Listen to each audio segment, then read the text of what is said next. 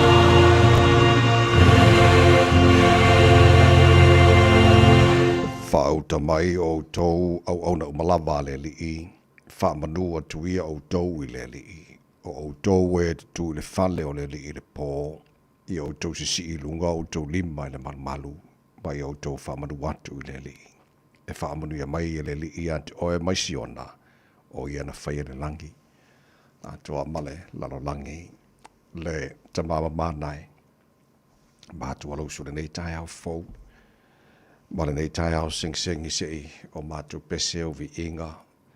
Mātou alalanga fia, mara lota whaaftai e watu taulanga o vi inga, mara taulanga o whaaftai I ante oe o te tau. Mono mea lava lea, mātou te amatai le tai au fau o wa le fau o mātou sapi o whaamurianga nei tai au. I le asa fau e au mai. O mātou vivi I ante oe ma mātou wifo I o luma mwhaape atu e pa ia lava oe le atua o au. O lava le atua mamalo, le atua mamana, o le atua silisili ese, mara matau tia, o le atua ifo o maiai o mea na e whaia le ai lava, ma se tusa ma oe. O le atua oe so I fua ma le vavau ea o le whaavavau, e tu maulo malofa lo wha maoni malawanga le lei, e o ngata anga o mea uma. O oe o le atua e malia I mana oe me le lei umalava, o le atua e la eile vi inga o le mamalo o le atua oe pulupulu le matango fi. Whaftai tere lava ta maa, lau mea lofa lo la faua mātu maua, le nei tahi ao, lau lofa ua, tu te manu whai ngā malolonga sa tō whawha, o te ngata matau mate le ete pēo lia le nei tahi ao, a o lau lofa o leo e whapopo nea so fau, I lo lātu si fua mo le mātu ni yola, mātu o lia ili nei aso lua, o luas fulima iai aso o kuso, o le mātu wholaunga, o le nei tu sanga, ia o le malanga o le nei aso, e le ai lava se tasi mātou te manu ai, ua nā oe fōi mātou te manu I ai. Ua mātou tu inatu o ao te māwha mole, se e tau tai.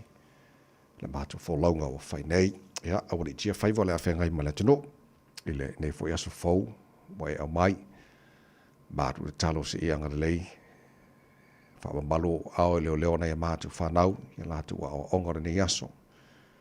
Whamuria fōi whaiva o le whengai pēr mālim tamatai whai a onga. Ngā whamalao o ina nei mātou whanau. Mātou tēnā nofo lawa ia tino ua mau.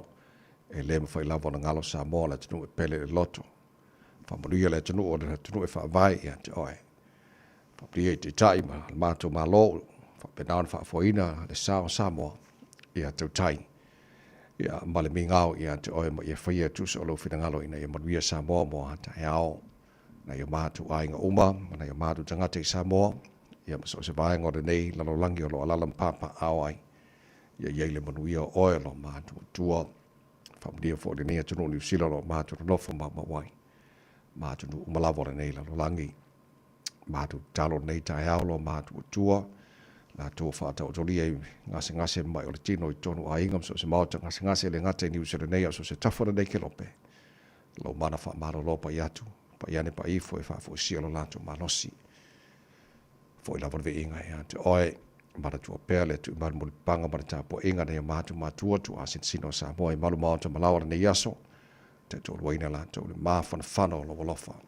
Nei vai taima le malu lu whafo sia pēra lato si fua lau le tino, sili lava i le nganga, o mea umbala whana mātu whaia, i le nei asa fau e mailo mātua tua, ia mātu whaia lava, ina ia fo ia tu vi inga ia te oia tu maunu mātu whanta waa. Ta mā, wha manu ia mai, e le tautu a Radio Samoa nei aso a toa ua mātu wole mātu wala au nei me malabai ala da swafa manu malo i usu kia bisolo mātu o nii, mara mātu wha aola. Amen.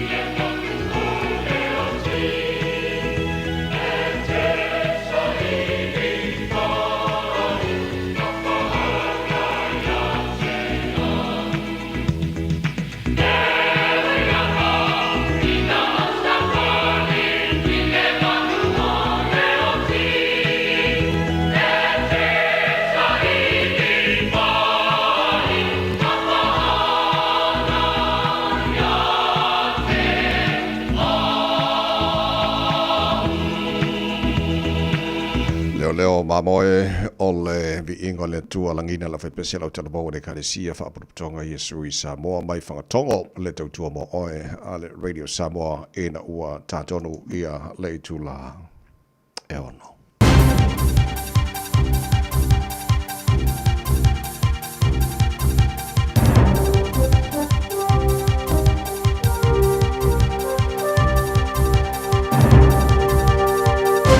In this update, the government wants under-16s banned from social media, but any law change is many months away. Prime Minister Chris Luxon announced the move yesterday, which will require platforms to verify age via face scanning or either digital or physical IDs. It's not clear if the bill will have enough support, with ACT and New Zealand First agreeing to disagree and Labour yet to fully back it. But it's also complicated by Parliament rising for the election in a month, and Chris Luxon admits it won't get a look in before then. The reality is we're not going to get through to first reading, but then we'll pick this up on the other side of the election.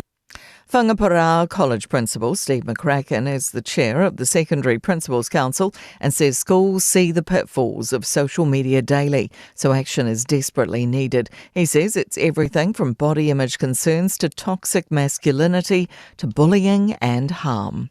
About a quarter of ward nursing shifts countrywide last year were below staffing targets at some point. Health New Zealand has released data for almost 740,000 shifts for 67 facilities. Only two-thirds of shifts at Starship Children's Cancer Ward were fully staffed last year. In September, only 41% always hit target. Many households are finally seeing some insurance premiums get cheaper. Analysis of Stats NZ data on average prices shows the recent surge appears to be over. Home insurance last quarter was down 0.8% on a year earlier, while contents was down 4%. Vehicle insurance was just 0.6% higher. Total insurance prices have increased just 1.2%, well below the 2% rise in wages and 4.1% rise in overall prices. The South Island's maintaining its economic edge over the North. Infometrics data shows core retail spending, which includes fuel and motor vehicles, grew 6.5% in the South Island in the year to June. That's news. In sport, Springboks coach Rassie Erasmus has refused to panic after the first test loss to the All Blacks, largely keeping faith with the incumbents. Elliot Smith reports from Johannesburg. Erasmus has made, at this stage, just the three changes to his run on side, with Kobus Reinach starting at halfback and Andre Pollard at first five for the injured Grant Williams and benched Sasha Feinberg and Ngomazulu, respectively.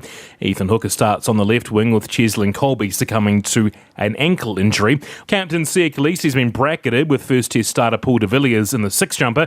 He needs to prove his fitness from the hamstring injury that kept him out of the opener. In Johannesburg, with the All Blacks, Elliot Smith. Elina Svitolina will return to Auckland to defend her ASB Classic tennis title in January.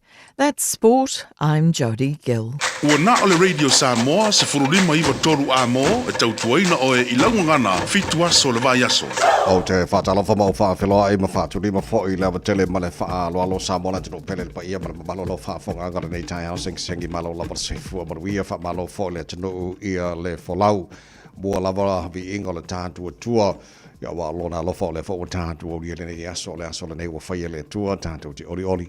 Ia ma tātou fia iai tātou avele vi inga ia te ia wa lona lofa le fo o mwhaina mboni maluto si fua mana mahatu mahalosi ma tātou si wha iai manua le o mala nei tai au. Ia fo i lava vi inga o le tātou tua malo le whalau manuia le tino, me alofa si siri le tua mo oe ma o le nei tai au, o le ola o mauloto si fua mana mahatu mahalosi ala wha mai le tātou tua.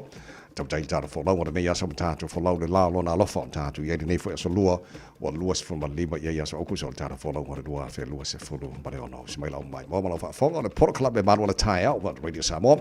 So ona nei tamai many, so swale mai le insini o tātou Facebook, mari YouTube o Radio Samoa, le whianga pe star LJ Lucio. Ia wa whare tau tuaino lo tūpa ia mlo tū malu se ia pa ia whoi le tūla.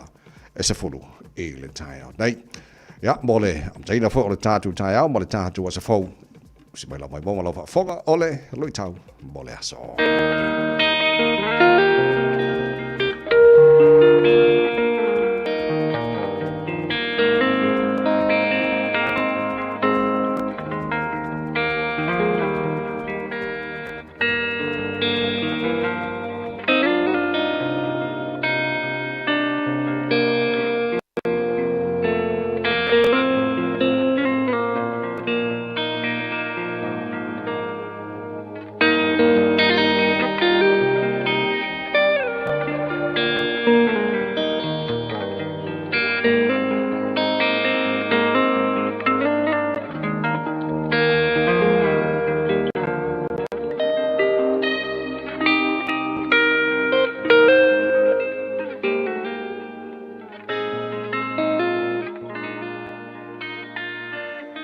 i tau mō le aso. Whaamamaina le pela. Jesus healed the lepers. Luka mata upu e sefulu ma le fitu, o le foi upu e sefulu ma le valu. Ua lei loa ea ni e to e fo'i mai e vivi atu i le atua. Na o le nei tangata ese. Whaamamaina le pela. Jesus healed the lepers. E toa se fulu le pela, e tusa ma le tala luka, na o ane ia Yesu, ua tutu ma mau mai, e tusa ma le aia inga le tu la fon, ona o le mai le pela, o se mai pipisi. Ua vala au ane ia Yesu, lea li ie, ia e alofa mai ia te imatou. Wai sila fia Yesu le pela e toa se fulu. Wa muti muti vale lo na alofa. I lo latou taua nauane. Ona feta laile o Yesu. O faali atu o tou le au wosi taulanga. E tusa ma le tula fono o mose. Ua o le pela e toa se fulu. A o i le ala i latou. Na latou i loa inai. O i latou ua whaamamaina mai le ngase o le pela. Whai mai le talaluka. I le pela nei e toa se fulu. E toa iwa mai Israelu. Ai tasi le tangata Samaria. Ina ua iloa elele pela Samaria ua whaamamaina oia. O le taimi lava lea. Na toe fo'i ai i a Yesu. Ua whaapa u i vae o Yesu. Ma momoli lana whaafetai. Ma vivii i le atua. I lona alofa ma lona anga lelei. Samoai. Ua toa tele na wā le pela whaaleanga. I totonu o si o tātou atonu. O tangata ola whaamau alulunga. O tangata ola tau i masui. Ma tangata ola tau whaaleanga. O nisi nā o ngase le pela. Ua tumuai e ka le sia. Tumuai le malo. Tumuai nuu maa fioanga. Tumuai na yo tātou ainga. O le fe au tā ua mai le pela Samaria. O le loto whaafetai i le atua. Nai loa le pela Samaria o ia ua whaamamaina. O le taimi lavalea. Na toe fo'i ai. Whaapa u i vae o Yesu. O le whaai-longa o le tangata loto maulalo. Whaai-longa o le tangata ua na talia ina i lona loto. I le loto whaafetai. Lea lofa tū noa o le atua. O le whe au tā ua lea. Samoai. Ua toa tele tangata e le iloa loto whaafetai. E umaloa ona fai iai ele malo se mea lelei. Ngalo le loto whaafetai. E umaloa ona fai iai e ka le sia se mea lelei. Ngalo le loto whaafetai. E umaloa ona fai iai e se tangata loto alofa se mea lelei. Ngalo le loto whaafetai. Samoai. Ia e iloa loto whaafetai. Ia e iloa loto whaafetai i lau malo. Ia e iloa loto whaafetai i lau e kālesia. Ia e iloa loto whaafetai i au mātua. Ia e iloa loto whaafetai i lau nuu. Ia e iloa loto whaafetai i totonu o lau fale whai ngāluenga. Ile nei fo iaso. A o whea ngai i tātou i whe au mangāluenga. Ai a pe a se i e la ngona tasia I le nei aso. Ona e foi e se I whaafetaia le tangata. Na anga le ane ia te oi. Se I whaafetaia le tangata. Na fesoa soani ane ia te oi. Se I whaafetaia le isi toea ina, ma le isi olo matua. Na lofa maanga le ane ia te oi. Aua ne ingalo, lou loto whaafetai. Tātou te tālo. Lea tū wae. Whaafetai o lou fina ngalo. Ia mātou iloa o na loto whaafetai. Fesoasoani mai alou nganga I fe au mga luenga au tangata I le nei aso. E manu ia ai mea uma. Lou lava suafa Yesu lo mātou alii, ma lo mātou whaola. Ua mātou tatalo atua I nei. Amen.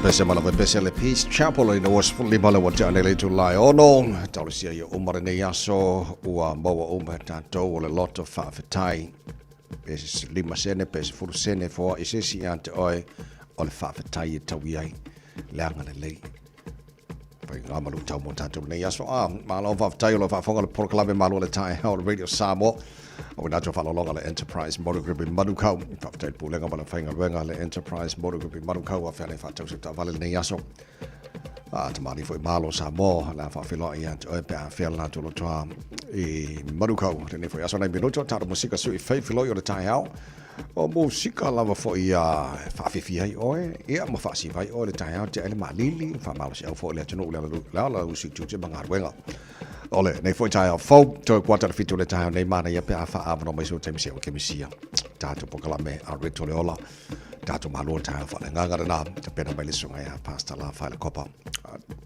today in history tara vai pare mena tupula se was fully mo kusol tele to sang vai ole tai na fitu ile tai nei mal fa pongo telefone ngal pel tai pe tal fitu por kala me abata na all tatu tai hao se mo fo ka ko vai po mai lunga wala nei tai hao phone.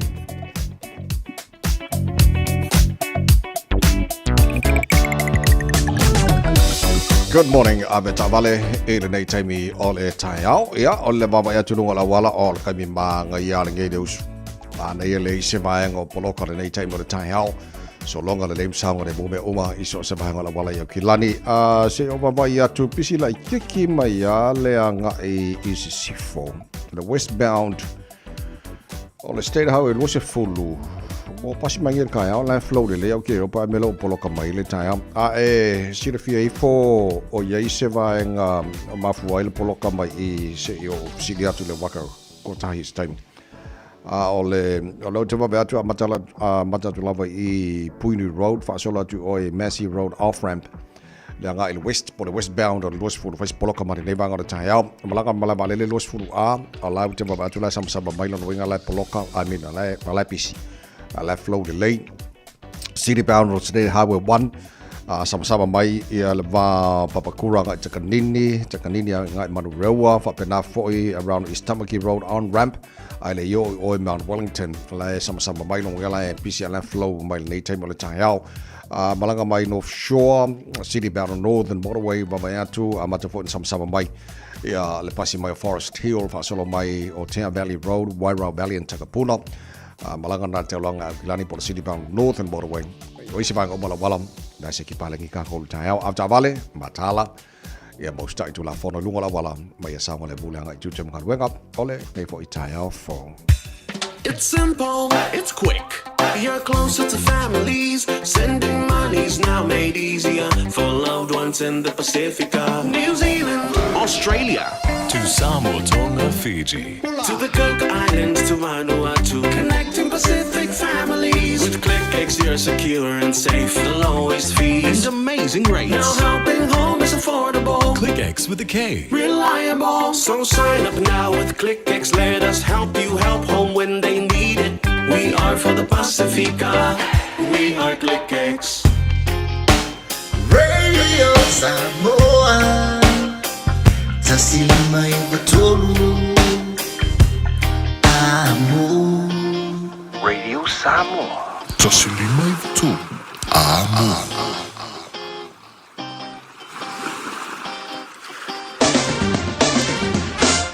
Ole vai ngā matala nei tala le tawara nei fo I taia fo tamaki makaura wa Aukilani o na whanga le whaasalanga Radio Samoa fitu le malulu I re nei taimi o le taia o winga whama wino le tau le so a pongi sa pe whafo le I o mai lava le malama o le whasolo ina langi le leile tau e awa oa I nisho taimi I le whasalo atu la o le pa o nai wanga ma mani so vanga Aukilani le soangi maria marasa vidi ma si sifo se fulma le ono le maurunga na e o I le malulu whama wina mo Aukilani Ambole so tai au pe au dia la fa so foi na awa langi leile tau se fu valu mo lungo le malu le fa mo wina mo ta to le so tai au ta ma fana la tai au ba ya tu fa lu bero lo mai la mai tau ba ga yon tu la stoffi awa lang le leis fu valu mo lungo le malu lu sprayle awa lang le lei pa u nai wanga ni so taimis fu valu foi fa so la tu awa lang le leile sto nai pa u timo le salang le leile so fua o ba ya so mana ya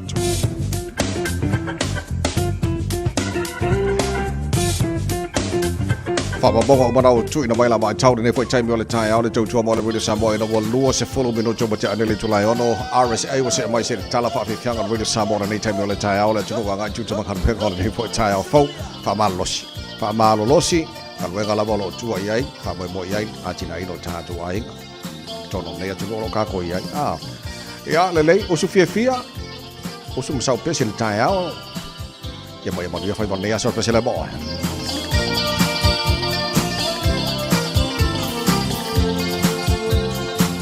Whaapofonga Samoa O a ungeo imoa O le toa ua lepa E ua o tia I sema O sia umea ula A ufa amo imoi E to fatu I tolu E ole a o Oe tofa, oe la dia Ole ama vae leta ua Joe lili ulo ma pau pau Sa ili se tasi e taua pau Ole a se ulo uba ai ala ile au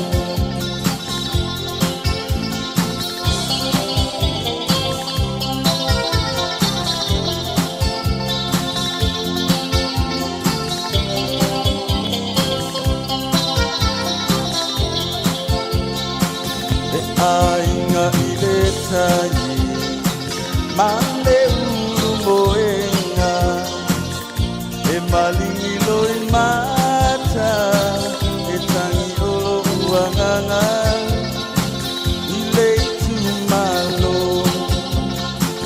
Ambe ile pala pala Ma amanga lo ita O se tangata ile anga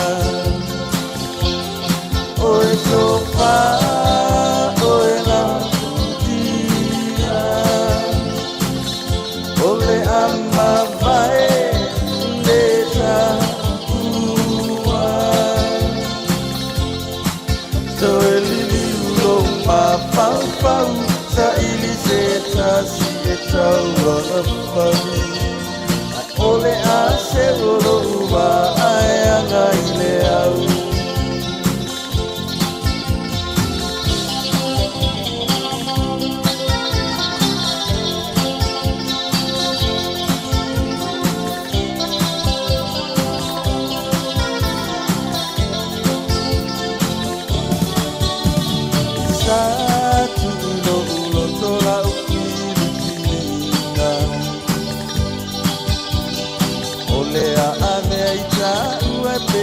Se ainga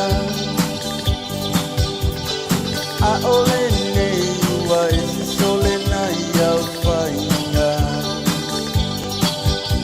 Le pinga ngā loi ole atua le oe o se topinga Se mea lava a whainga ta ole whaiawa E moe le poronga ole loto ala I le tinga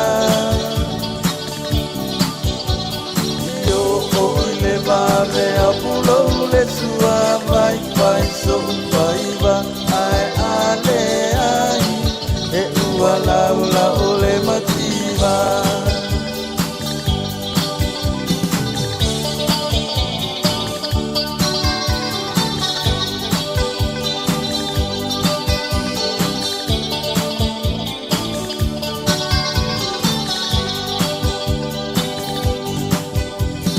O te mana tua ina sa ato ano no Ka o anua e tausu e oni pa imani popo E trauma whaia o se sua vai E talo ai o lo umusu I lau tamapuna ne I pia ai Se me mea lava a whainga tā ole whainga wā. E moe le polonga ole loto ana i le tinga. E o i le vame a pulo ule sua ai whai so whaiva ai ane ai. E ua laula ole matima.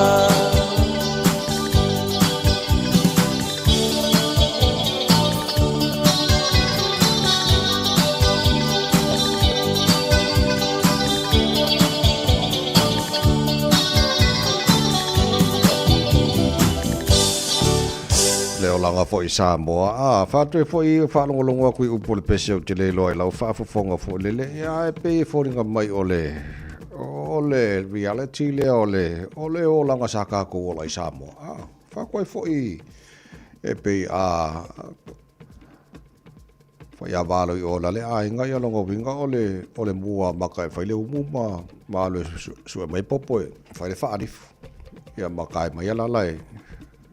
Le afi foi lele ia akanga ole o langa saka ko ia i Samoa ia e longo koe whapenga o le kako ai askoli minga i New Zealand wa ngā ki ale o le ki se ki o ngā umuola ia ku ia le ulo ngā rua ale o ia wha sia ki ape a vela saka ale wife o le life o langa saka ko i Samoa whatala whatu nei tai a fau Fatino le lui tau le asole na mai o le whawhetai. Ia o le whaia le tāra buka la metai o le whawhetai atu le atinu. I le talia mai o le tautua i tono lo maota whapena fo i tono ta vale. Ia ma tono fo le whainga luenga. Ia o le whatalofa mai fo i lungo le tāta Facebook mari YouTube o le Samoa. Whawhetai tene lava. Ia le mawhata mai nei fo i tahi hao. Ia ma le whaafonga fo i lungo manto fo i tele ia vahenga o lom whaiona e maua i tāra whaasa launga i lungo Radio Samoa e le ngata o le mafuta mai lungo le Facebook mari YouTube le olo o whaiona o titilo atu iai i loutou whaatalofa mai ia ai e le whaiona maua le to tele o tātou o lo whaafonga i lungo o tātou wala leo e lua tātou wala leo o lom whaiona e maua i tāra whaasa launga mo tātou i nei au kilani o lo whaina maua i lungo ta silima i batoru a mo le whaafonga mai to tele o nisi o tātou whaafoel ta valem whaafonga mai ai tono whainga ruenga ia po tono le potu ngā ke kua wha marururu ka hea o ke pole kua whapea ngā e pa wale meo leo ke rei fo le tio ia ngā kua wha le ia leo oise i ke ale leilo maariri ka hea ia ngā whaka e malei fo mai lea lau whionga pele ia mbale to tele tātou o lo o to tele nisi whaafonga le tātou wala leo i Samoa wha mo tasi o hono tasi mal tasi o awala o mai o lo mwhaun tātou whaso tai ai le ngate di usara nei Samoa miso staffa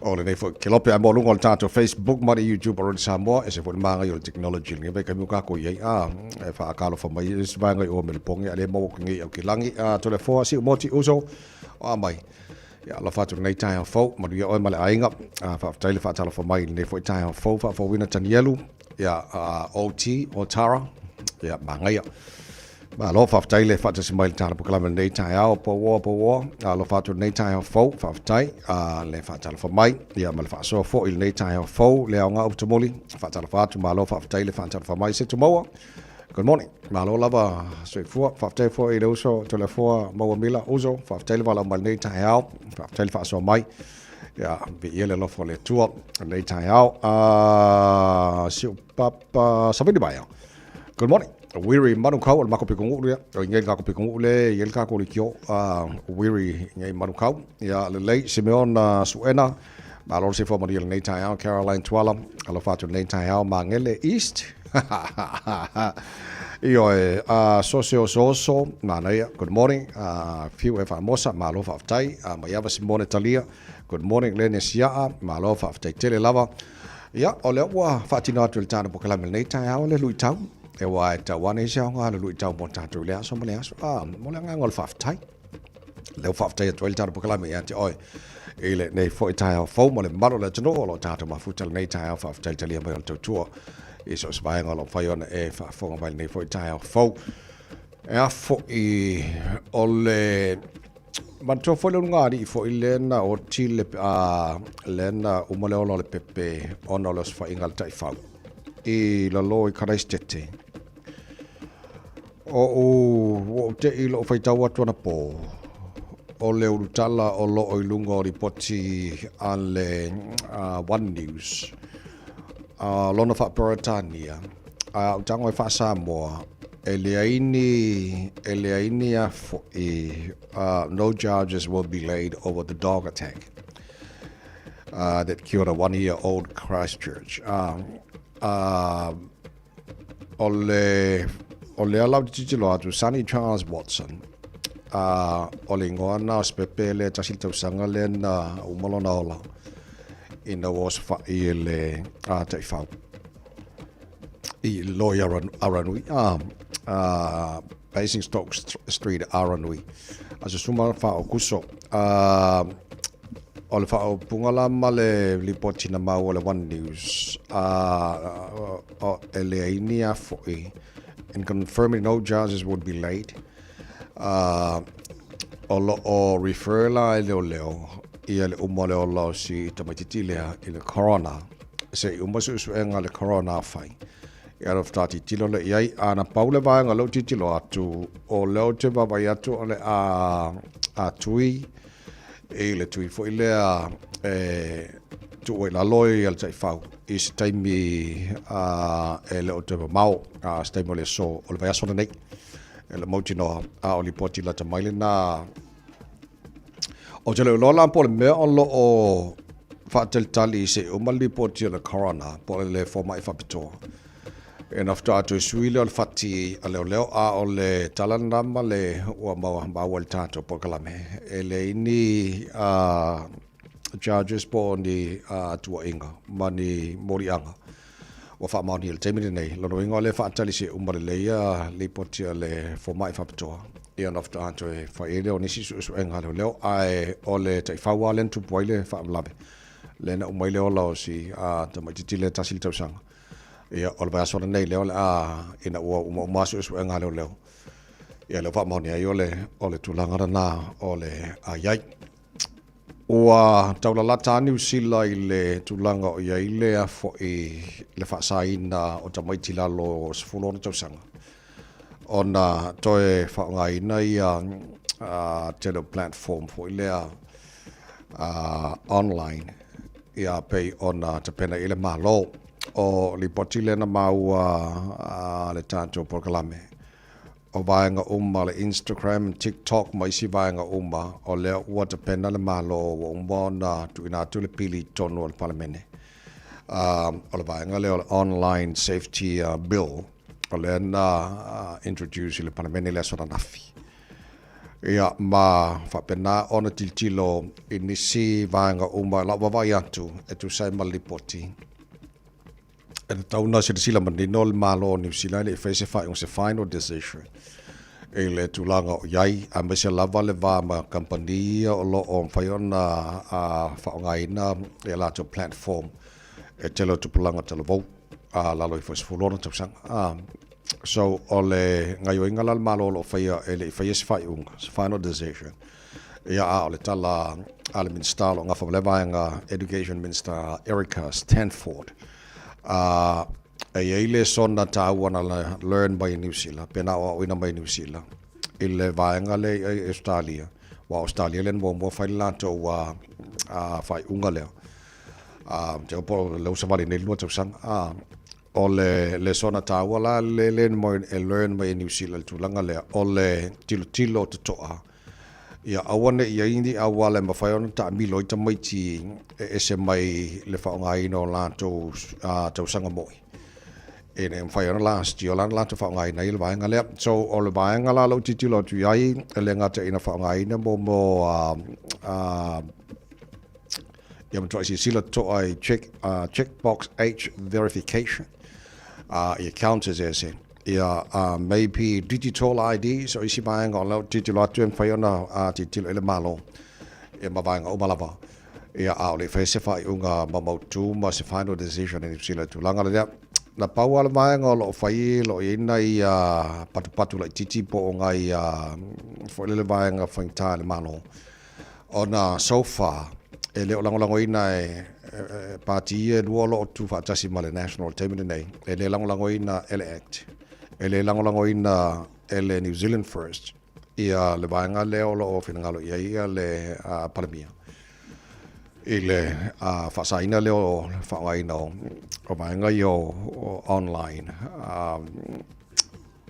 it's a bit like for sure to sang up so afa pela ile lang ina le actually lang New Zealand ele Madino style le leipa pe mfana la to lang support pe against ele pili lo inga ta mai ai e fa te tali le si tu o le umbal fenga palota fato a fai ona mau tu mai stala il tu langa le ai ona I va ngana le umau el por kalam o le wanga I New Zealand temi nei so se kako fakar karim kako kit kilo ya polal tu langa o ia le foi vanga au nei li potina la tamai o le na mau el tana por kalame il ne foi tai o fo a foi a fa pe o tangata o le na a poklo se fainga balanga po se ta faunga tu ainga I fiti o lo finau ia company o lo nga fama le fainga bookings e malanga I fiti a peila ele ngata Australia New Zealand o lo finau malo si company matal sanga malo fiti e toe a vesele tu lango ele lanto 5% e tax o le effective la mo se tema lo ngal vaso fo o le la finau le Australian Travel Industry Association ATIA fa pena fo ia le Travel Agents Association of New Zealand el TANS matal sanga ya fiti pem fai on ta ofile lanto wa 5% mo tangata ta fau tono New Zealand mino fiti e se langa ole olfa fitau di mal vanga le finau I company o la to o motonga la to panse se e ta fau I fiti e ono afia I vanga le a effective la mo se tema le 5% o le la fonga le afiti lo vinga ile si vanga tu pe to tonga la to which o le asilia tu tonga na lo pase se lan tong mo so la to uma o foi la to already foi la ko booking at fa fiti ai le yo las mo se tema o lo finau company Australia ma New Zealand ya fiti e ta fila la to as mo se tema le effective ai le la to tourism services tax TST 5% langa e telele afianga o la to yo umana pukla ko wa mano mo tu langa le e okay mo la to la le faila to booking faila to booking ale yo las mo se tema le la sa faino la to na la to already faila ko booking se ta fawo tono o fiti ya o le bangala na le fina waia le ATIA Australia ya male TANS a New Zealand ina ia ta fiti la to wa bangala na la to TST 5% ya mo tanga ta fa fiti ya wal memonia e te le tu pe to tonga la to o mo fa la to booking e malanga fiti ta fa ya pa te wo atu la mo se te ma fa mai fiti o le sorry le e fa to no alma to wa TST tax na ya mo so stangata e te fa oti fiti ya fiti mo le Pacifica e tu maua on number 1 fiti ile tu lango tele tangata ta fa to no fiti ya o ke le la pe ona fila tu lango tu risia fiti ia ono tu langa le o la to TST a 5% ia pe ona maua le tara pokalame ele ne foi tai fo ia a fa pe nga foi no booking fiki ia me langa le finga wai company mo on your behalf in ia one a fia o le 5% ele o nga ke le skupe ko fa nga foi a pula vina kala ko wi so lo so tasi bero tolo talo le jola fito le fa fonga le proclame malo le town radio Samoa ne foi tai fo fa o tara fa fianga le tai Marina Davis la Samoa kia ora good morning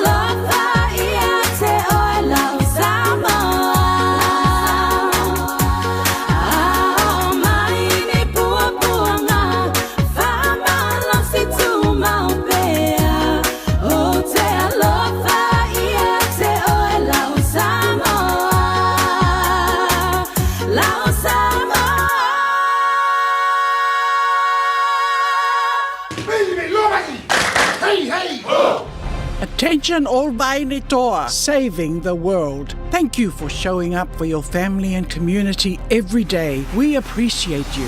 But even heroes need checkups. Your next mission? Protect your future with regular breast screening, because a breast screen today can save your tomorrow. If you're aged 45 to 69, book your free breast screen with Breast Screen Aotearoa. Call 0800 270 200 or visit timetobreastscreen.nz.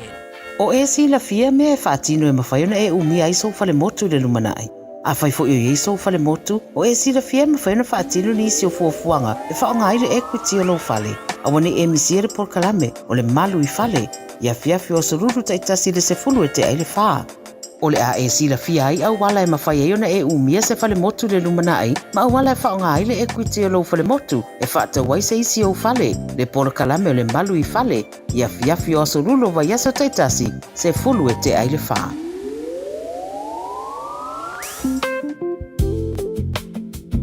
Le VS Dental. O mo miene ni fu fapia mama papa. A waloa e tino fuai. E a the valu se lawi wa iwa le seti tai ni fu atoa. Ioe. Tele mai si fapitoa. Veni mai loa le VS Dental I le olua lua. O no. O. Olua lua. O no. O.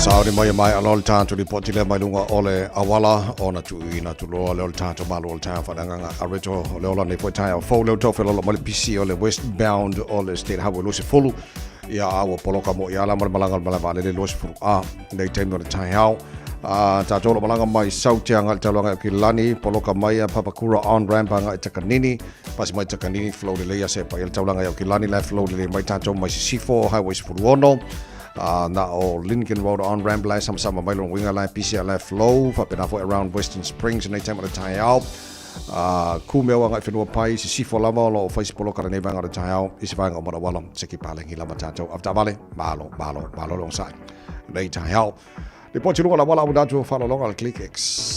Thank you for choosing ClickX. Hey, did you know that sending money home to family and friends if I'm the Ali ClickX? By Australia, for New Zealand, to better for my no eye. Ubolu sa baki manono apolima isamone. It's simple with 4 easy steps. Sign off the ClickX. Sign up now or log on. Select some of my own send. Inga will receive in no time.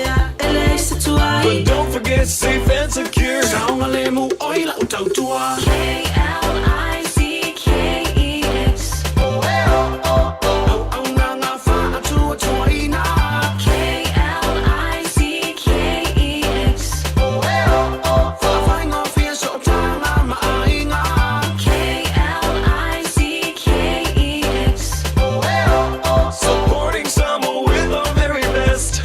ClickX. Talo falava o a ola pimerana, mau belo li tio. I le Radio Samoa tasi lima iwa tolu amo.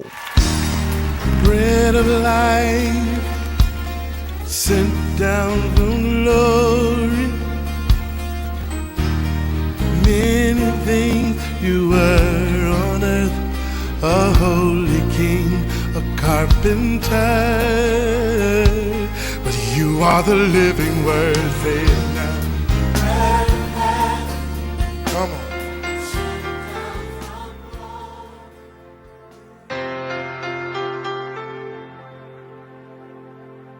Au te fia whawhilo ai tātou atinu, mai tātou porkalame o le a reto leola.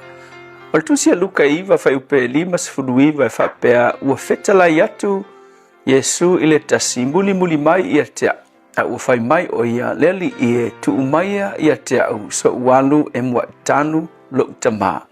O le upu mo o le aso le nei whaata ua lo avanoa. Ai te rei tu ua leo langa le nei te aia le mawalunga o le alofa tu noa le atua ia te tatou. Na te tu ina mai lava le avanoa tatou te fili ai le whaolatanga malona alofa ai ka kukere tu ua ia leo langa le nei e ke maua le avanoa no winga la a e maua le avanoa whaata ua le avanoa ua avatu e le tua ia te oe i tu si fai tau e eita ngata sala tau maua fo i avanoa tai peo le awa li ia to rua fai mai nga fai ia Yesu nga fai Yesu i lesi ali muli mai ia maua fo i lesi ali fai ia muli mai ai excuse la wale ile o lesi ali mua na fai mai Yesu o ke fia muli aku ia ke oe ngisi upu o fia kalia oe ai ku mai le vangoa so walu mua e tanu lo tama ia lesi fo ali fai mai nga fia muli fo ia Yesu ai fai mai lang kalang fai ia Yesu leli i o ke fia muli ia ke oe ai se walu mua la fa ma vai lo ai o sa wai o muli o le whaano anga o ngei awali tamatalavo e umal tu sipaia e rei koe ka ua mai lava pe ngai eise kaimi nga koe fo ia Yesu inga nga la misi le avanoa nga vatu e le tua ia te ilatou e whailoa iai ma le alii o le ola so mo oe fo i le aso le nei a tonu o lo asi aku fo Yesu ia te oe i se aso i se taimi o lo langa fia whailoa ia te oe ma manga oe ke muli ia te ia peikai tele mea ngai ke ma fau iai ia tono tala no atu seisi ia ki oe winga ia Yesu e ke maua le vangoa le mawhainga misia le vanoa se la unga e whaalongo iai po se mori mau e winga i le alofa o le atua ua e la ngona ina lava i le uroto le la unga mo oe ia po se pese whale nganga foi e ngofo i lo whale whainga luenga mai whaalongolongo ai e la ngona ina le alofa o le atua i le pese whetala i atu le nganga o le atua ia ki oe ai umaifo ia pi ke lea manga ia ke malia ma e le ango iai ia o le upula mo o le aso le nei whaata ua le avanoa awa o le atua e tu avanoa mo oe na ke avaku le avanoa mo oe ia i mea taitasi na te whaonga ina e ngā lue atuai i lo langa so le visiri la mo oe ngei aso le ase mea o lo whaafeingatanga e kalia i le avangoa whaapeo le awali i e tolua whai mailesi so walu e kangu lo kamba fai mailes so walu e fa ma vai lo ainga aya oi le ale mafu anga ngai ku ai ainga e talia le ali i faola ma le avanoa wa vatu le tua mo oi au e fai ngalue ngai yaso e ngalue le asa me fai o lo ngalue ku le nganga le tua ia po u fetala i fo ile nganga le tua ki oi ka ku por kala mengi ia kalia le ali i le ola o lo na swafa o Yesu i lowo langa. Le tua whawhitai, i le avanoa we tu ina mai mo i mātou, e le io o mai leoti, e ke au mai lava le avanoa mo i mātou. Ia vi ia o Yesu. Amen.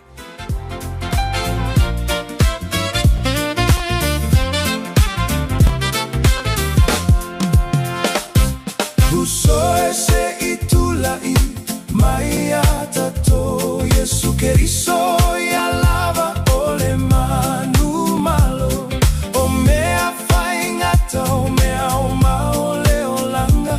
Na oia lava e maua ile mapusanga usoe se itulai mai atato Yesu keriso ya lava ole manu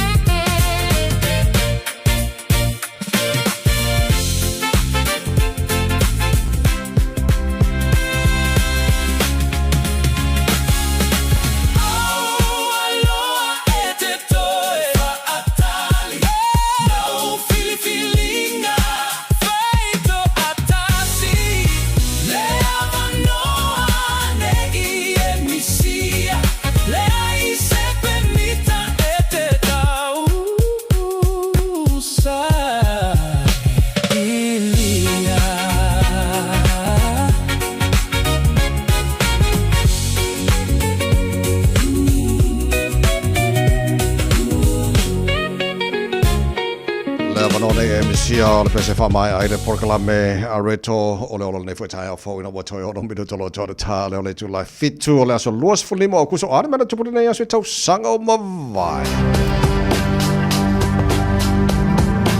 Aso luas fulimo o kuso na whama win na whaasalaina le whale pui pui le sa avea ma palemia o le malo Ukraine Pavio Lazarenko sentenced to 9 years in federal prison for the tulanga of money laundering, wire fraud, and extortion.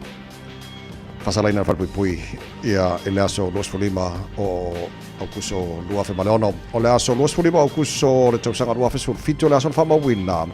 Famangalo el president of America, President Donald Trump, ia le tangata suafa ia Joe Arpaio. Convicted of contempt of court for racial profiling. And Donald Trump, President Donald Trump grants a presidential pardon to Joe Arpaio. Lusulima okuso ole te usanga lua fese fulman fitu ole asos lusulima okuso ole te usanga lua fe lua se fulman lua.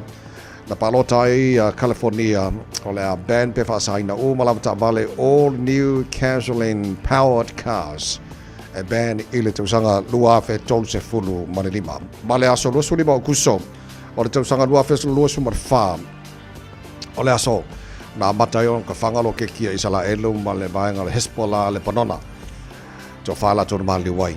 Pena fa mawina la sulos limo kuso o le tausanga lua fe lua se fulu malfa le sina me fa mawina na topu la sulos limo kuso te to mo sa mo na woto fa mino to to tale o le tula efitu e ai se isi o so ainga e fa persona leo pe fa pe foi fa mata e avea le tale I ma le tale masani e tau fia I la tau ma le fai o la tau me masani ai e ta tau na la tau e fai suenga o le tale a nga I le coughtest.co.nz Paile suenga o le tale, ma wha ilo il fō mai, coughtest.co.nz, e le ai se tutongi. Whala au talawai, e iai tūlanga la matia ma tūlanga le lei o whala au. GlaxoSmithKline, New Zealand Limited, Auckland. Oso. Son, fe o kausinga iau makari I la manga iau lau ka vali fōu.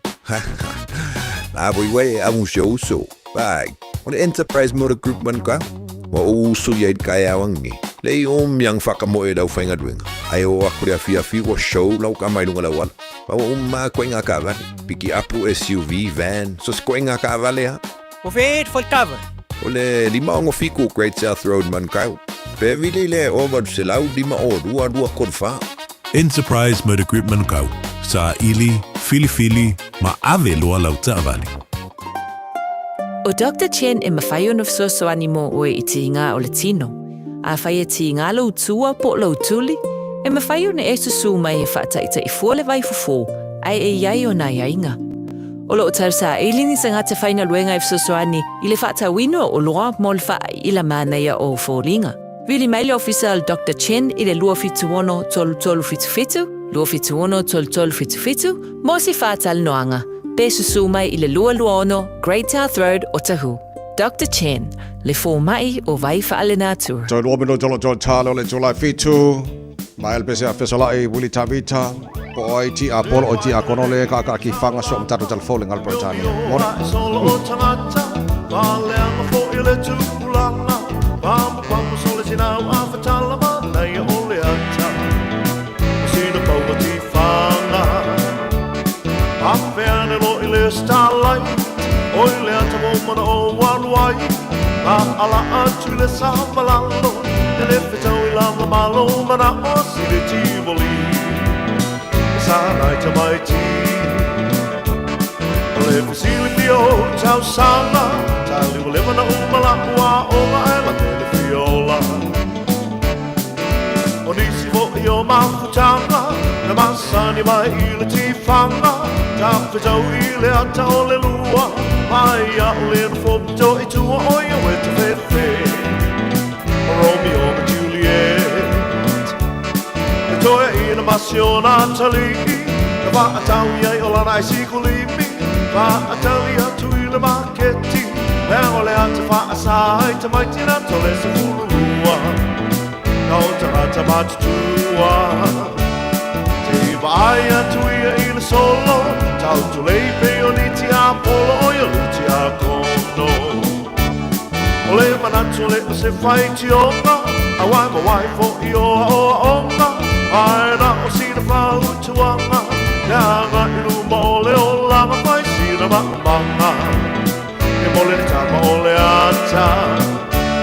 John Wayne was how fia ai, le a inga ua toe mai ua wala ko pai. Ta ati whanga, whai si na manga, ta ati whanga, matua le whatoanga.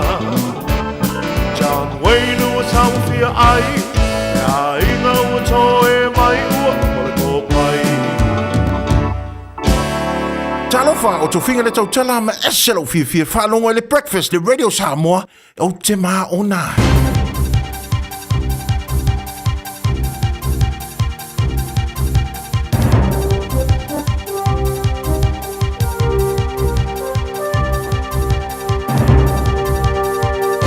In this update, Winston Peters says parents should be responsible for their kids' social media use, not the government. Nationals introduced a bill requiring social media platforms to take responsible steps to verify users are over 16. It would impose an online safety regulator and introduce significant financial penalties for companies' failure to comply.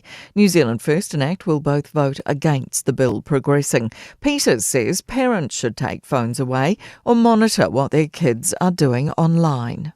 Some parents are asking the government to do their job for them.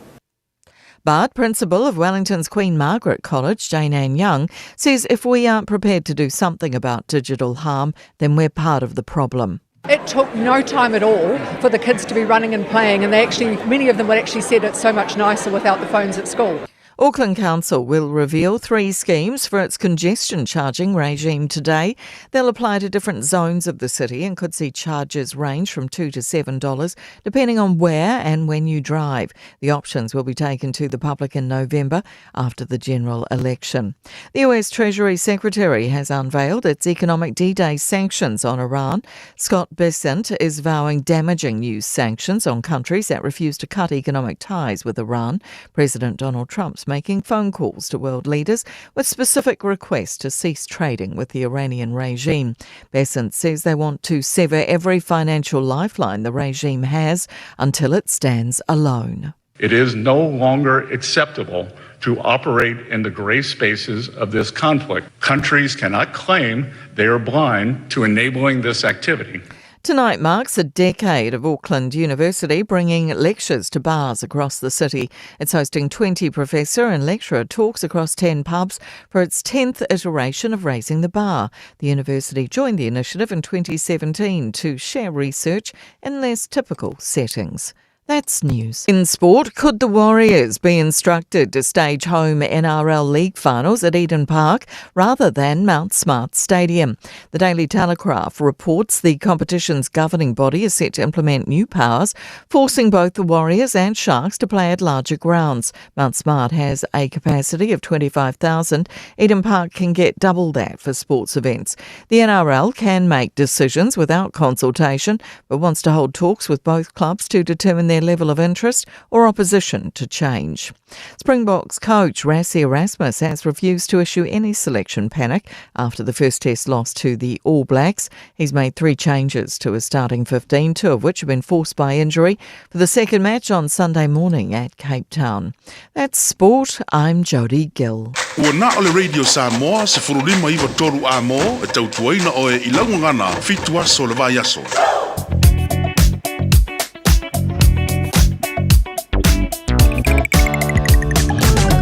Malolo sa ya beta vale ele nei taimi o le tai la mara ya la valunga la wala le se fa la o li te mai le nei taimi le tai la fo I salanga si o vai atu na mala va lele o la java va te fa poloka monta to off my law le los fulu mai le los fulu a fer mala va le fa o ma los fulu il southbound Pana banga ro java va te poloka mane banga le tai and also westbound on los fulu around Lambie Drive Rainbow's End la nga sifo Vai ngana le te baba tolo Facebook kan nei vai ngore tai au ta tolo malanga I le taulanga o Kilani nga ia tu nei Sauten city bound State Highway 1 still poloka lai titi Papakura on ramp fa solo mai Manurewa on ramp flow le Manukau te Iridangi poloka lai titi le East Tamaki Road on ramp fa penafo around Highbrook ale yo man Wellington pauna vai ngore te baba te poloka Lincoln Road le tu sifo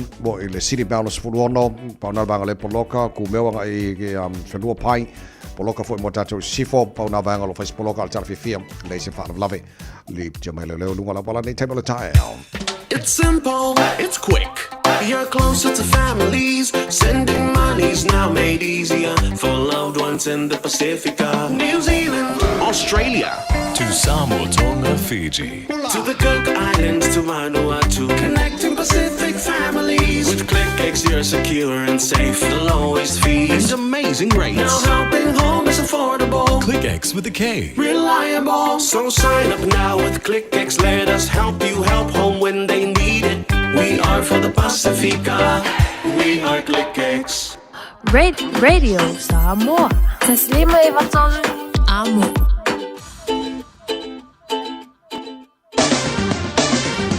Malo whafteira te rōra te ria maru tuai, so se vai ngalo e whaafonga mai mau mai ei tono malo mau te malawa pa pena fo tono ta vale tono fa whainga wenga lungo Facebook mari YouTube rore sa mau malo lava se fo maria. Vai ngala ta mai le nei le tala o le tau, ta antu amata mai sa mo nei te mo le tai au, awa o malang le mari tau sa mo. Wa te ale balu I sa mo, luas putase lo le mawhana o le era nei te mo le tai au. Wingo le tau sa mo langi le tau e pa utimo ni sa vai ngala te no luas fulu valu, luas fulu ono. Sorry. Mga may rin naman wala sa mo. Luas fuloro degrees Celsius mo nung vela le sa mo le so. Luas malua lona mawalalo tatu tala sa mo le tal balu le tayo nei. Abono fa talo fa fo le taro pokala me mano le tayo. Pa umala bal taro pokala me lo taro mafuta. Ngata America sa mo fa pena fo sa mo le atino pele.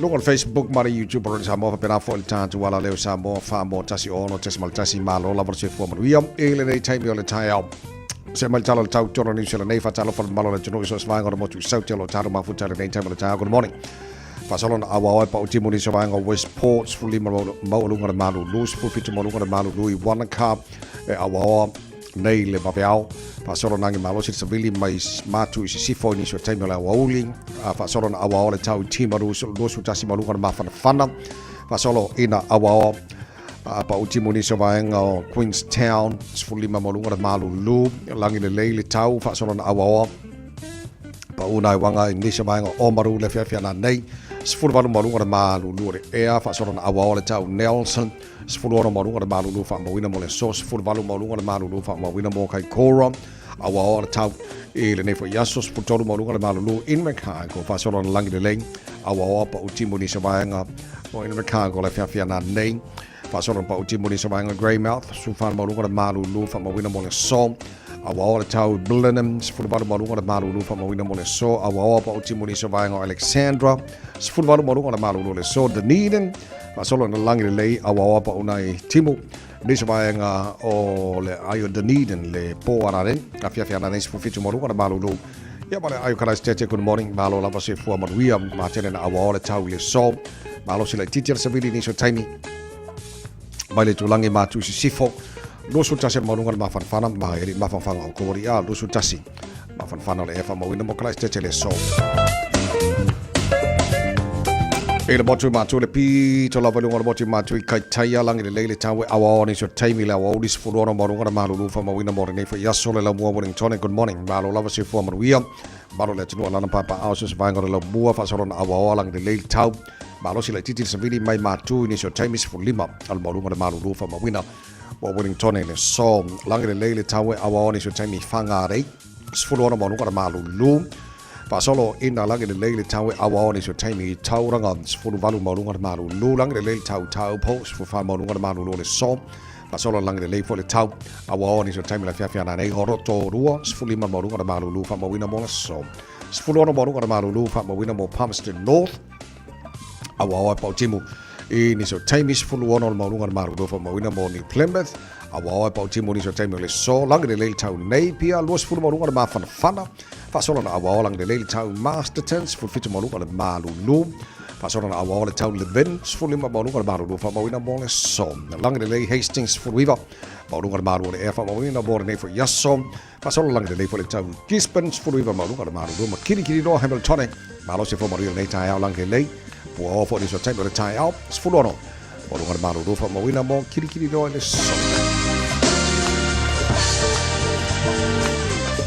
Tama ki makau rawa kilani no whanga whasalanga radio Samoa o wui whai lero mala mai whafo sun mai fwoi mare laka i mahanga i fwoi fitolo ele malulu i le nei taimi o le tai awa tu mau winga le tau le som e awa langi le lei pa unai wanga ni sa vaenga au kilani a masela vale tu si sifo spurono ala malunga na malulu wha mau ina mo au kilani i le nei fwoi yaso tai awa pe au dia la whasoro awa langi le lei fwoi le tau i le tela vaenga au kilani sifuru valu malunga le malulu le ea le swa tai awa kau whiolo kai awa Aso tofio la fasona la awa lang de leis football fo mo lunga le malu le e fa pela fo la sporrailing fasona lang de leis to na imala samara so fuo or vai soluma na e ato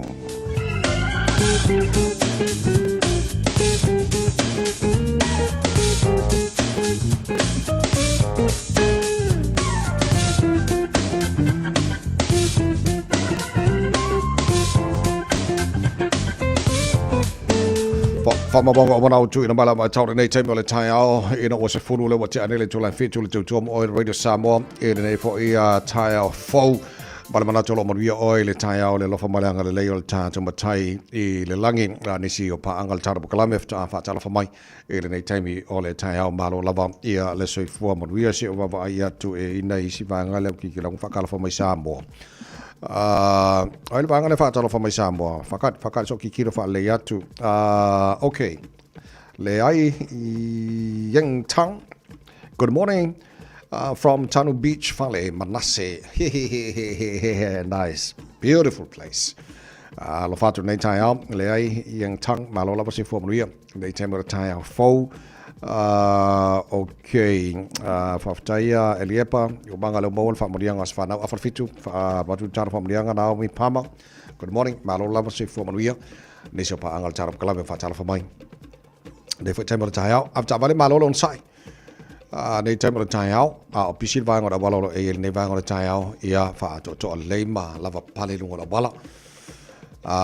Ele le yale tuai a tanu marsanga le mu a o e silfia o e tuai ngar benga nei taimo tai ao ia fai mari pele o lau tavale ele le lo tuai pili le pule o lo kuai o fai foisi o boy umil kai ao ia ma fai o le kongo kwa skai a fai mari le lo sa o te o e te tuai na e so ona na natilea ina nei tupul fa la ven ke le fa le ton kuai le ngal wenga la vel ka vale oka wa ke nga fa de ko ngor ngai fo tai ho fo na ba nga na le fa na tu mo cha to ele nei fo I tai ho ba se ti mana yo le so lua le to ale le bomba fe ngai fo I ma tu ma favor nei yaso le malo le tunu nei ma tu wala po fo ya maton te pena ya nei te mai ti la onga bi oi ma nei ya le vave a nga yo le tai ho le fo se me ole a stress e lo ma fa ya wa ngai ke mangai fa ta je no la plan bon nei tai ao va venala ta pena yo lo por kai mala ao ngi ki opisi la wala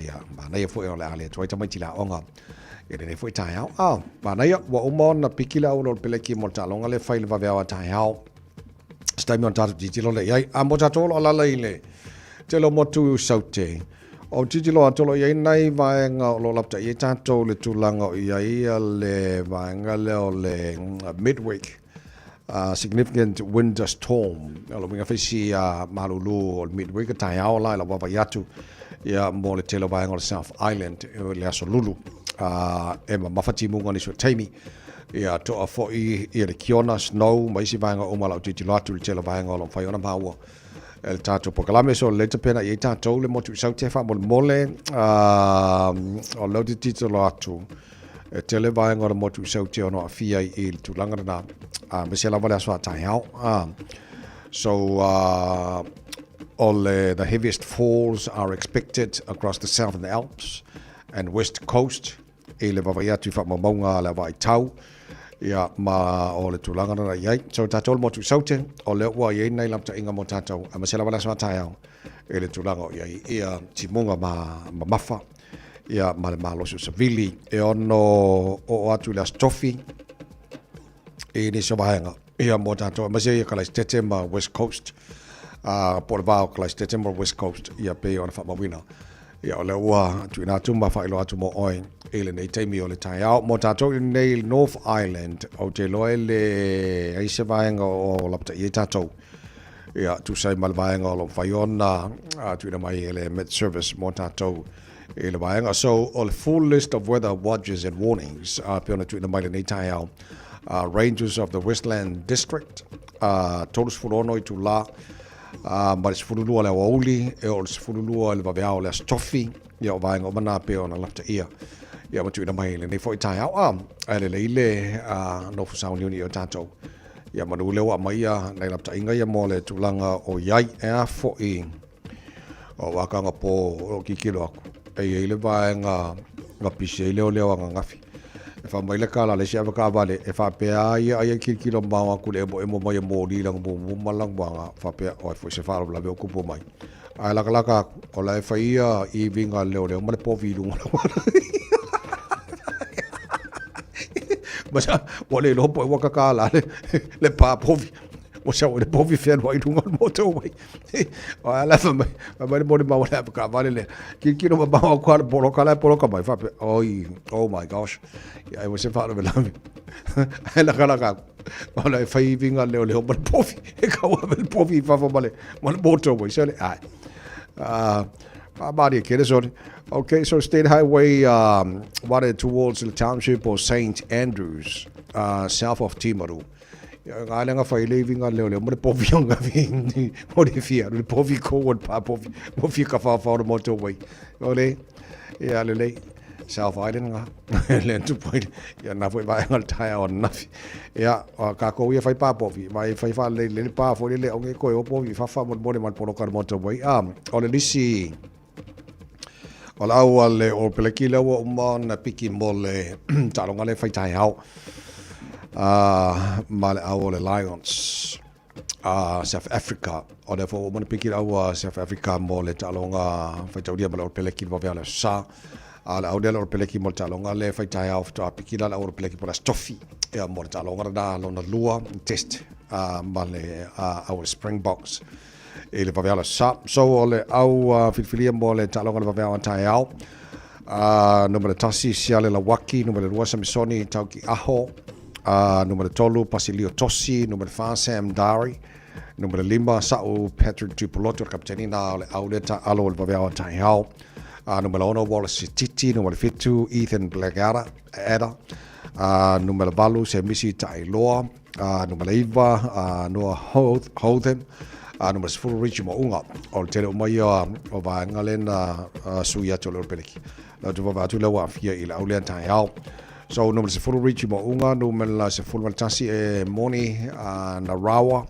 numero 2 Timothy tawa na Hawaii numero 3 Rico Ioane numero 5 e Feinga Nofo ya mal 5 Bowden Barrett so alle 5 filfiliere na alor peleki ya molta alonga le fai va va tai au o te loa pe maklaka pola maka wa mo sa ta longa na ala filfilia na le peleki ya mo ta longa na ile so ta hau ya ma dai bo ba tu le fo ina ya lo sa mole filfilia mel tanto au dia ya te lofta pikin lanto au New Zealand ya ma o peleki ya mo ta longa lo tu va tu swinga South Africa o la kala le fai na nafi kwa yo look forward al ta longa le lo dua wa South Africa le sa wa ele fa ka far sa wa le wela to swinga le swinga fo le ona fa le tonu la tonta alo swinga ona ila to tama na marulu ele ta longa le no matu dai so la ta ro va ai fa te tani o te ro ka pikila o lo peleki pola stofi ya ka ngo plus fra ile wa ba tu mai le au lo peleki mata longa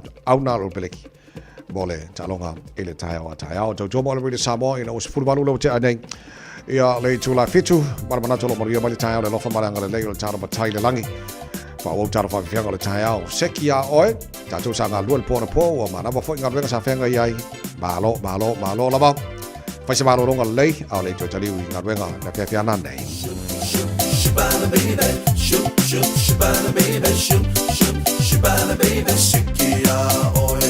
Shoop, shoop, Shabana baby, shoop, shoop, Shabana baby, shoop, shoop, Shabana baby, Sikia, oi. Oita me ua mimita, fai fui o inga, ile mana yo na iau fika, ua oso ai lo uniniva, fia songi au fufonga, ona o onga, fia tupai lo ulane le talo faya ita me. Shoop, shoop, Shabana baby, shoop, shoop, Shabana baby, shoop, shoop, Shabana baby, Sikia, oi. Shoop, shoop, Shabana baby, shoop, shoop, Shabana baby, shoop, shoop, Shabana baby, Sikia, oi.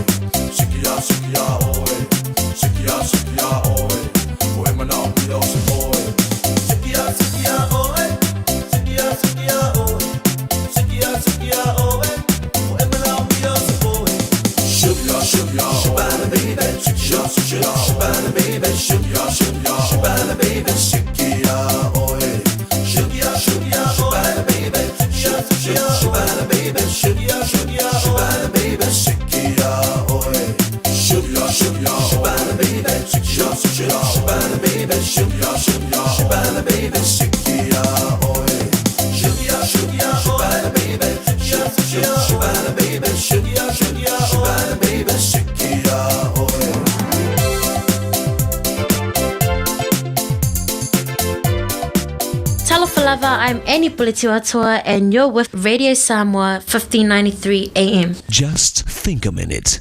It could change everything.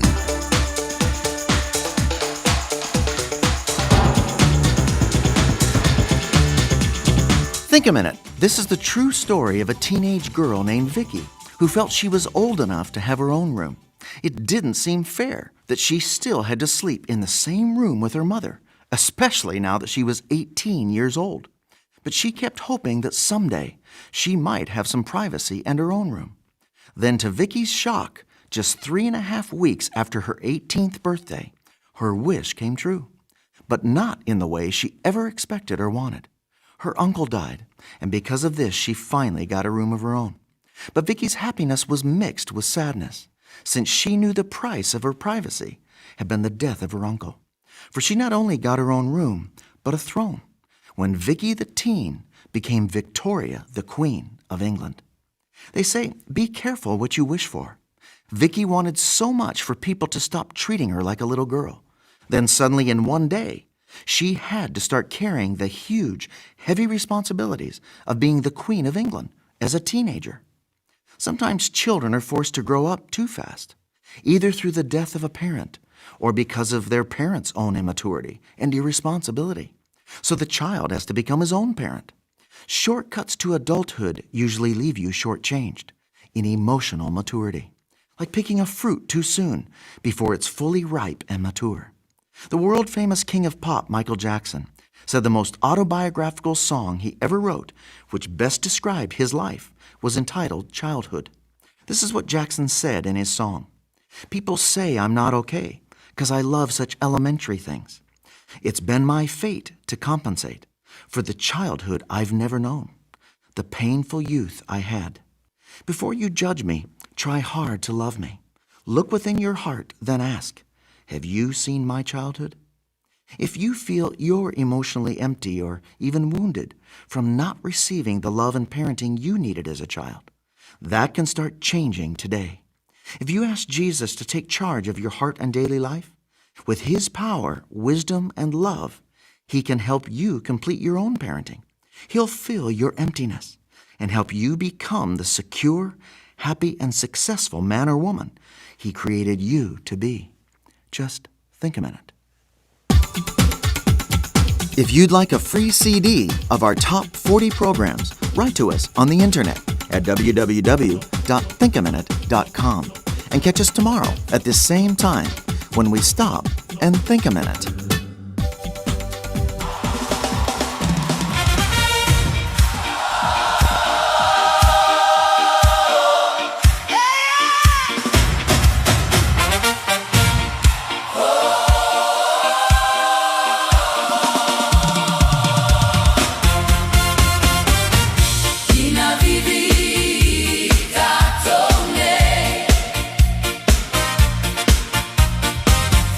Ile na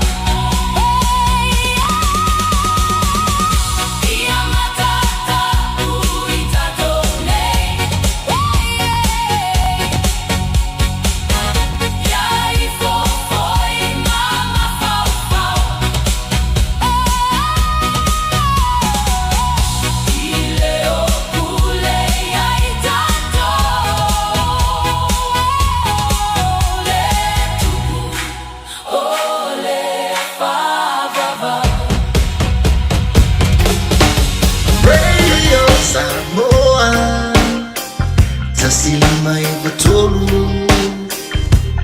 amo Radio Samoa tasilima iva tolu amo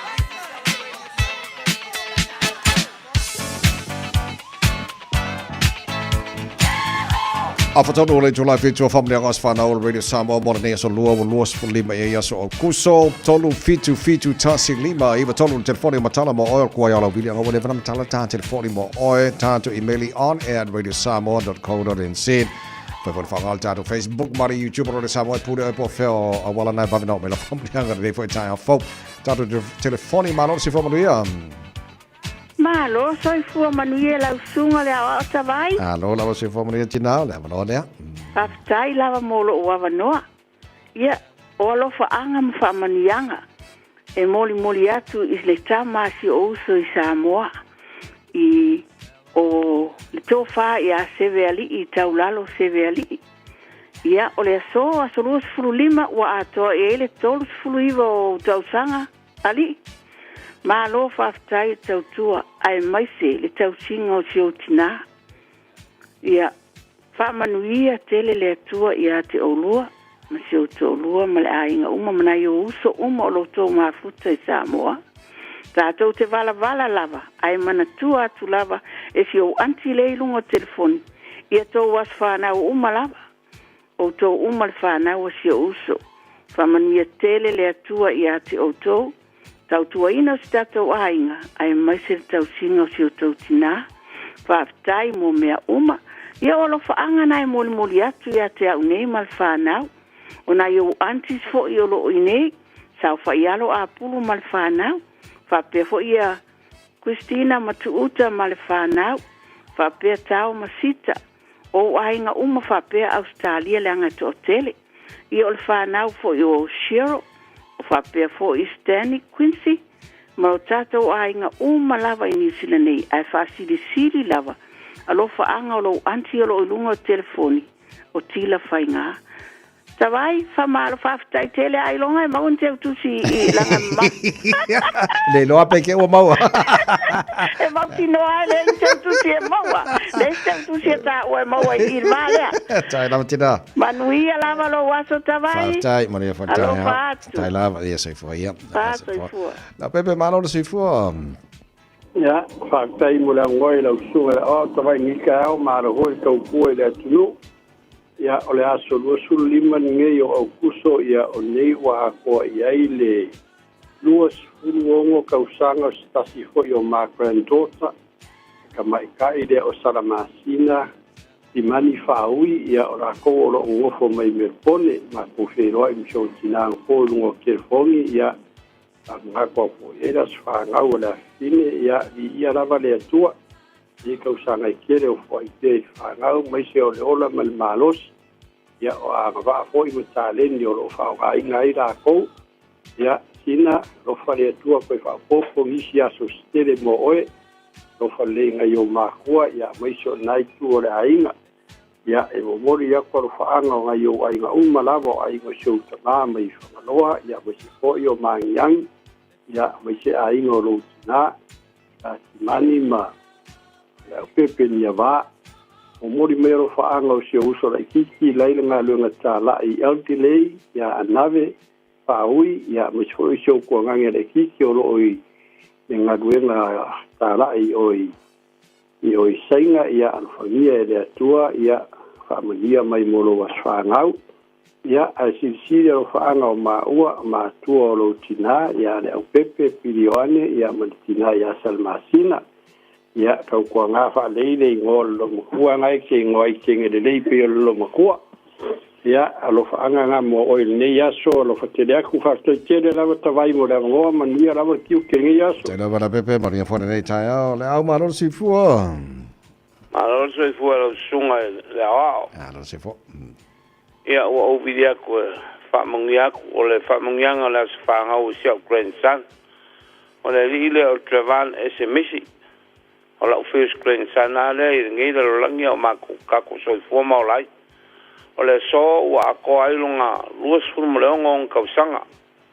aso luas fu lima ngai fa kai de lo fa melanga le o le ko ko singa pu ma le o ngai ko sanga kedi wa mai a nga si vi inga mal fa kai de ko so langa ko singa ngai a kali Prevan ka ku te lo fa kasi e malanga ka la skeke ko fo me le skofi a olo fa anga mo onga o ma u grandparents ia fa muia le ko lo wa so fa ngau olo fa anga fo o ma kua ia ku pola ma le monga ia fa pe ngisi o le fa ngau ia fa muia le ko lo wa so fa ngau fa pe fo lo fa anga ma posua ngalu ma le fa ngau mo o Prevan le ngaka fo ile o fa muanga mai usoro ki ngai kai lai kuore vai no sure ya mitsi manion ma le fa ngau ya ma le makailo emelingi fa muanga le kuo ya ke o Prevan nge so ka ko fero le coffee pack ko kali mai fa fo i vi inga ile kuo ya o lau i langi ma pe au ko fo i mai mi sia wo i saunga le mu fa muanga nga vaku ya le au malili o grandparents Pamuia de Koya, o soi for a kawai. Tana mana mo ni fo nei tai fo. Nisho fa mani nga mai le tato Facebook lo titilo atu fa mani nga le na mai le tai. Okay, here we are. All fa mani nga nei fa mani nga mo sha granddaughter ya Eliepa Saraya Crichton Hastings. Fa tele to wa ya mai lo se fulu mai va tu sanga ile so.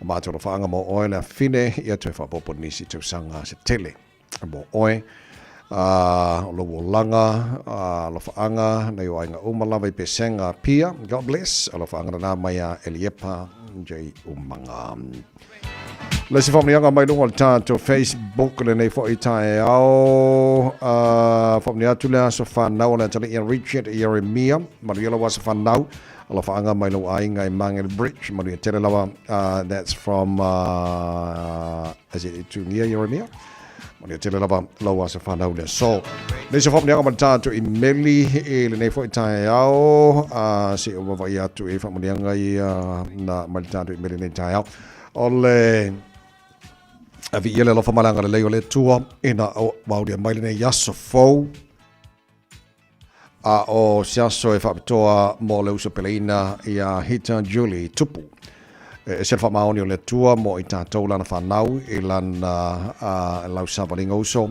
fa vitauli o mai o le tino ia o name umalawa sa le avesina I le lofa taumuli o le tua mo oe faftai ia le loto I le tua ina wau dia mai le ono suma lima o tausanga faftai lo lofa ma lo lima fa soa mai pe amana bia sefso swani uso o la talo ia mamana le fa unga le tua mo oi lana fa malo longa lo tino ma fo fau ai sili ia lo wola fa alenganga ia wa tato o tato wa no le nei o langa le au tato no le nei o langa le tu mau mo le tele lava lo wono suma lima tausanga o le uso pele love from all your sisters and your brothers, your nephews and your nieces, especially your sister, li tia tupu. God bless. Manu tele lava ya lo wasa whanau I le so. Lesi whamoni yanga mai le tato I meli lava e vi ia le alofa maranga le leo le tua I lana tau singa se matu tina peleina ia Sarah Tero. Wauria mai le ibas futu sanga o lona suifua I le so.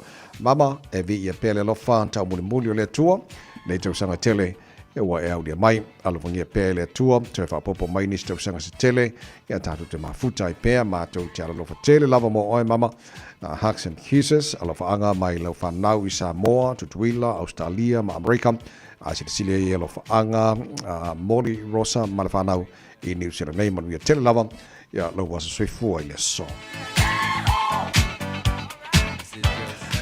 Fora mai o tara whamnianga manara nei fwoi tai au, se I koe sia ki aku, te oasis whamnianga I pa o ia te aure nei tai au, okay. Tātou nā. Ole pese family toilet puling o mala fenga brenga radio Samoa male tara pokala me maru le taiao. Ole faka sapa ulam. Alo mata apa ulam. Maria tele la voto wasu si formas fana le so very happy birthday to you all. Fasipaki to lo sutasi bedo jolo to tale ole tula. Eba.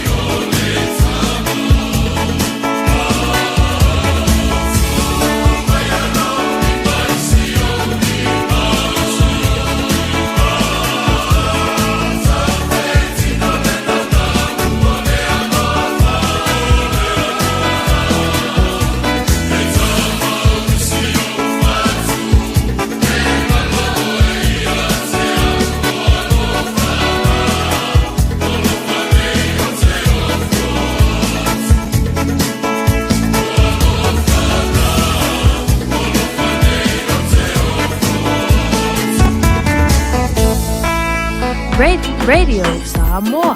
Taslima ivatolu. Amo.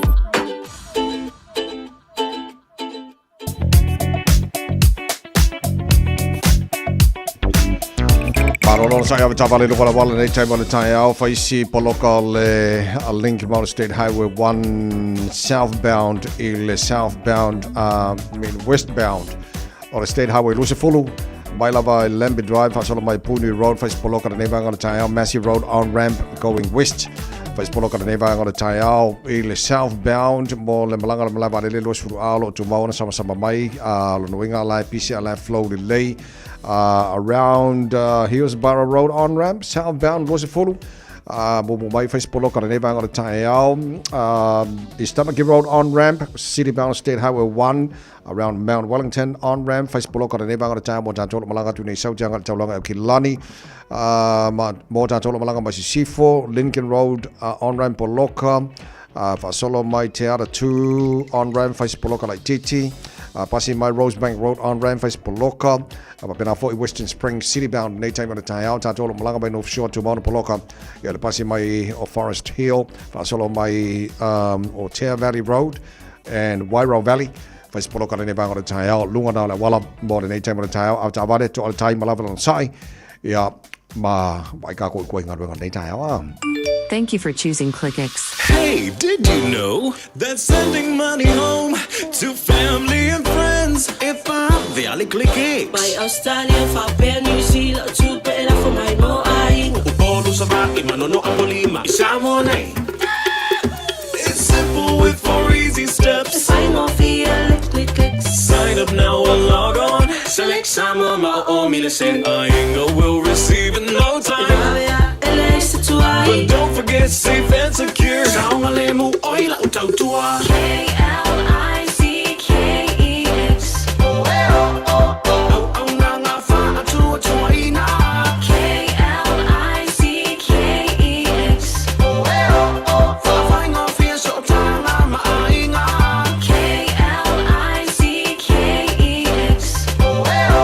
Supporting Samo with our very best. We are ClickX. Radio Samoa. Taslima Ivatolu. O e sauni malanga I Samoa. Maratua lola mana rento solo o maua iso se tu ai ngā taavale e talawhea ngai mau mana onga. E mawhaiora piki la taavale mai le malewa lele whale o lopo o whangalii. Whapelo tātou o fisa au tui ala fua. Pe momoli atu fo I le whalitali malo o loo e whaamautu ai. Ai ngā whaabitoa. Olo ia tātou insurance cover e te fili mai ai. E nani tupu se whaalewelave ai olo o iai le whaamama avenga. Maratua olo iai le tātou account New Zealand. Pe lafo sa fo I le moana rentals e whaonga ai le Pacific Easy. E whaonga ai lau credit card e whaatino ai le tongi ina o lo sa. Mori si whaamtalanga wala au le Pacific Easy I le ovalu se lau. O tasi ono po onu mera masani au kilani. O le lua fitu ono fitu iwa fitu wha. Po le lua fitu ono fitu iwa valu wha. Talo sanga e transfer o I le moana. Pe asi siane le tātou Facebook o le Moana Rentals. Po le upenga ta wha ilangi o le moanarentals.com. Moana Rentals o laupa anga e taitolo ina oi. Au e malanga asiasi I Samoa. O le Samoa Realty, ua whaatutuaina I Samoa ma Amerika Samoa. Ua lata I le whaasifulu tausanga lana au nanga. Latau te whaatauina whanua ma whale, whai alisi o whale ma pisinisi, e o I le iloiloina o tau o whanua. O le Samoa Realty, ua lava le tumai e fisosoani atuai mo oe. A e fia tali tonu, whafsota I le telefoni, o no walulima, lua wha lua. O no walulima, lua wha lua. Petanga iane I le samoarealty.ws. Samoa Realty, our island, your home. Tala falava, onele neima le MSL training. A fai e te fia o a oita mai fai kofe, fe loa I matanga ta fau, ma fau sia lolo tutele e a mata I singa luenga fau I se fale kofe, bo se fale ainga, les tala nei loa, I la mātou Food and Beverage Skills course, lea e a mata I le masina o me, e se fulu lima vai aso le umi, ma a fai e te anga waa, e le ai se tutongi, mātou te lama e whainga tale toi foi a o a onga, ai o MSL o se a onga I peilava o se ainga, ma o loo iai whaia onga e lango ina o I taimi uma. Pala au mai nei loa, I le ovalu se lau, lua wha tolu valu, lo numanai e amata I inei. Ua la tamailia sofa pitoa o tama. O lau whale ofu wha moemoeina o le tā noa, ua lava tā pena mo oi mam male whanau. O le a mauari pa o maua lo ofu papa. Maua ofu tino mai le luas furu tā la I le limas furu tā la. 10% pa uwaifu siwa, maua umalanu ese. Susu mai loa ile tasi limaiva one hanga mo. Te tala mai le asunga fua anga ile aso nai. Awane emisia le whapitoa mo le aso sātama ale tānoa. So se follow mino jolo ta le tula valu fatalo fol pulenga mo le whenga le tānoa pa ese ofu ko inga mole a sao kama awa ko whakamala o ko whamone ki ngam kama ki whakause alo or ko inga a manga yana alo or do inaile a sao kama wala matile na a fo I fatalo whenai matua alo sul nei tau te pena nei whanau le onga malolo on sa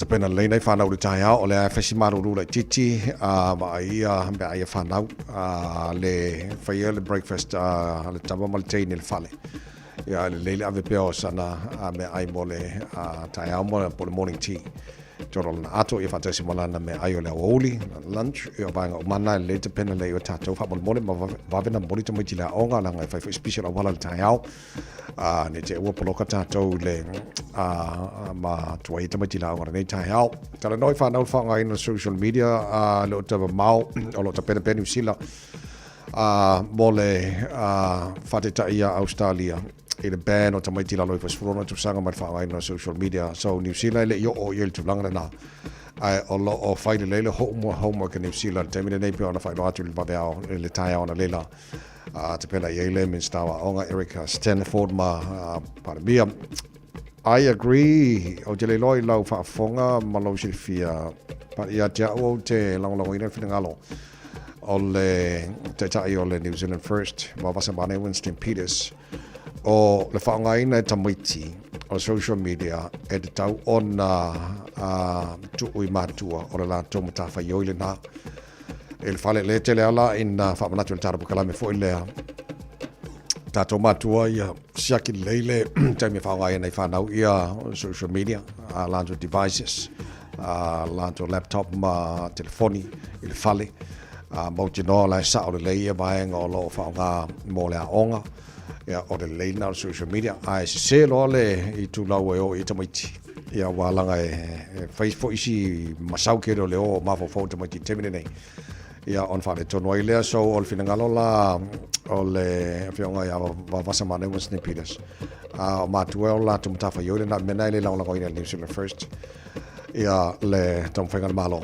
e ban I social media tamaiti la loi fesprona tu sanga e tono New Zealand nei fa te tai Australia but I think e mana ele mea New Zealand le fai fai mo la to homework ti tilo po ani me fai ona fa le ia tili I le tulanga o ia le mo Australia ban tamaiti la loi fesprona tu sanga ia fta fai le la to find a decision le lo I love ti la tu looks like po le umor whainga palota fta fai ona to e talanoina ai le vaenga le tono le mene so I don't know se tulanga ia le whaitonga mo ma le whaitonga lo lua le whainga palota so on the other side of the election le titilo ia le national tulanga na te ia le act o party umai o lo ia le coalition government ma le national te le act the New Zealand First la tu te le langoina le motino le papel la tu te langoina le tulanga o da tau ai ma fa faute malanga I Australia o te tilo le potina ba wa tu sem fa monga ale New Zealand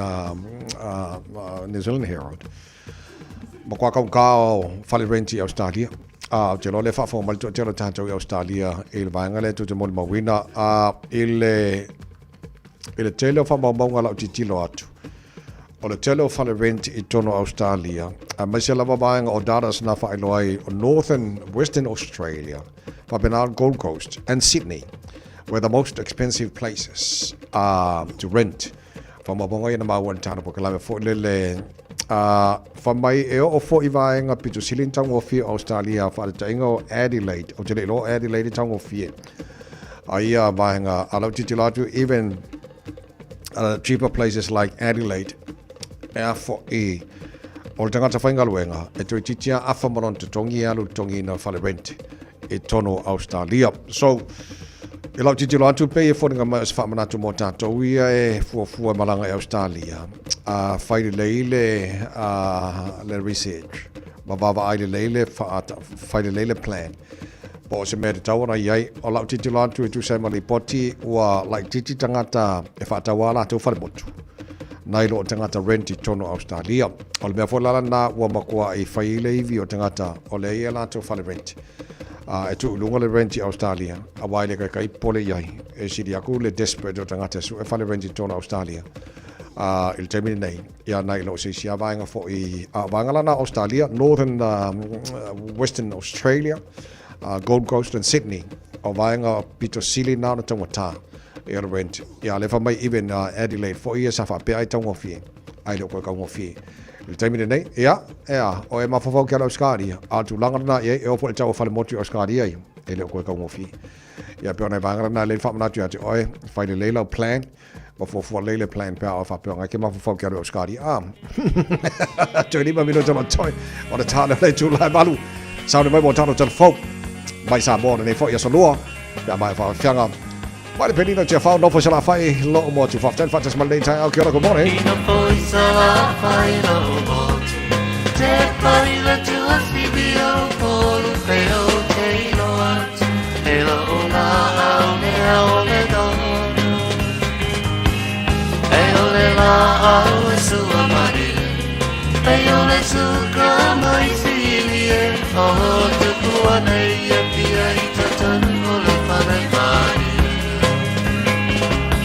Stay my darling till far. Dini leo tiele hanoi. Lenga lo la wa mi pa filo. De malatu ala umasa. Tele ile pa ma tani tani to pa. De ala pele totasi.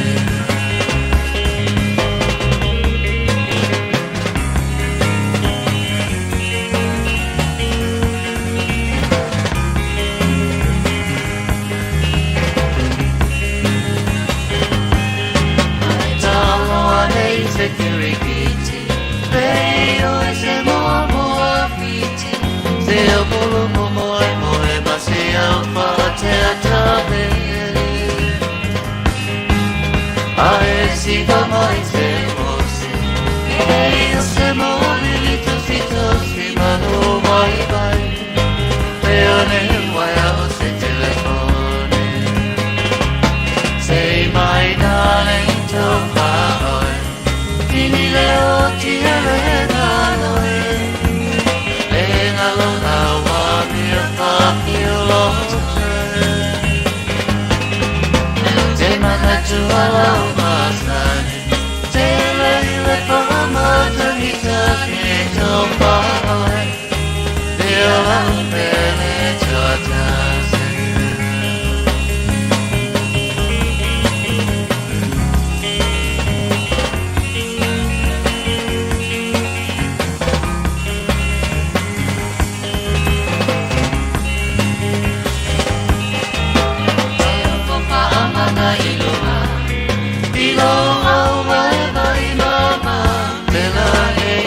Se fea, se aune pahama.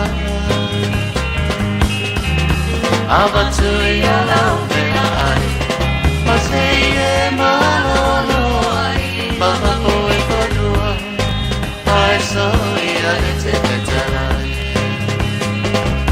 Say my darling to far, tini leo tiele nanoi, lenga lo lawa mi a filo. De manatu ala umasai, tele ile fama tanita e topa oi, mi ala upele totasi.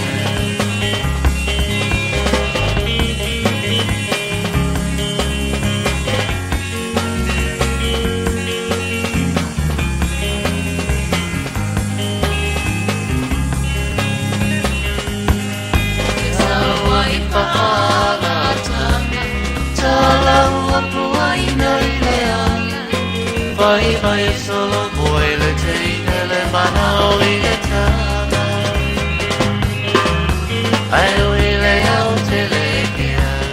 Maula maula te peko a matele si a kisa pala pela beni manole.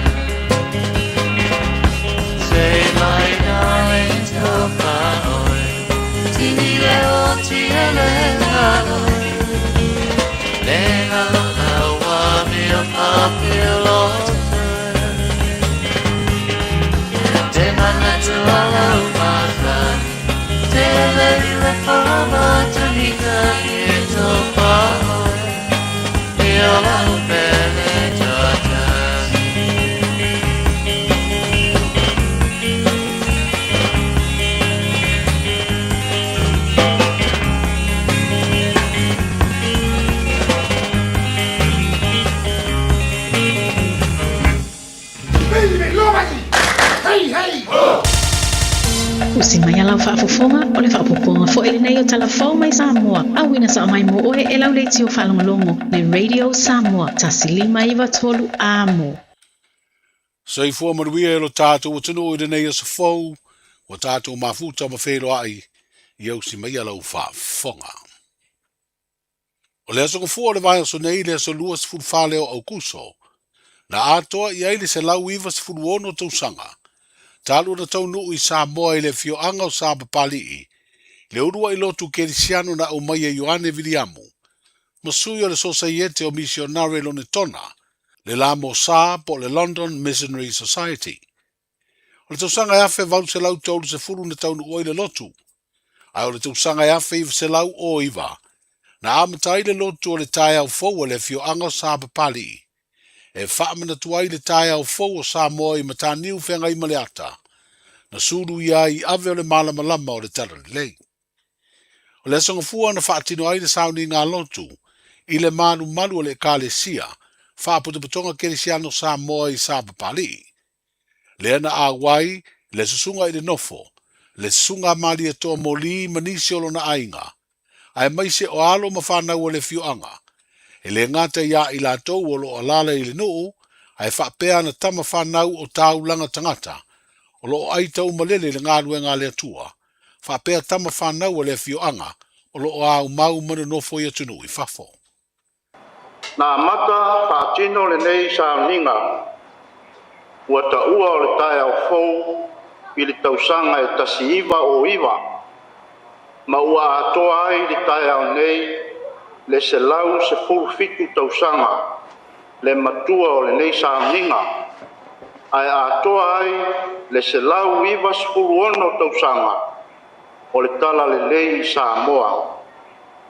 Ta whai mo ina le nei sa ninga, i le tae au fau, e whawhea ngainga, whaatasi ma le sao whainga le nu, i nao na po, ono o so lato ta ofi e whapea, o tae au maasani o Samoa, pei o le tae au na i Sawa, ma le tae au na i Samana, whapea foi ma le aso na i Namo, o tae au ia o le toto masaa, ma aso o le whanoa noa, ona o le whitau ia i o a inga mamale atunu.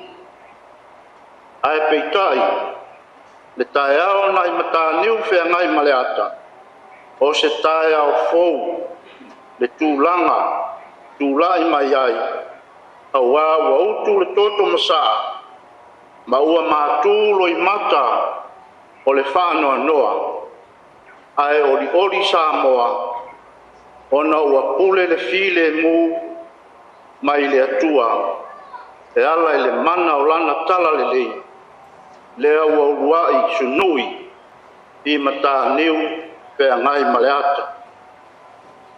E to e sea nu poto poto, e ta ape a whatuati foi nu mao popo. Ole, walu le nei o sa ninga o tae au fou, talu o na aloa ia, le wha mao popo mai, o mamalu o tātou nu, o lo tā pua i isi whata whai tāulanga. Ua,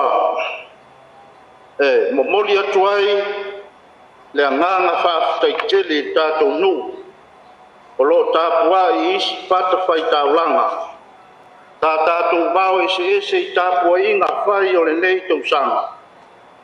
A le nei ua tātou fui whaatasi, i lumo le atua, i le nei tae au fou. Ia whaapale ina pea le suafa o lo tātou atua, i le vi inga ma le mamaru. E o i lava foi ua whai langi le wholau ngā nisi o le tātou nu, wa lātou le au lia mai le nei tai au.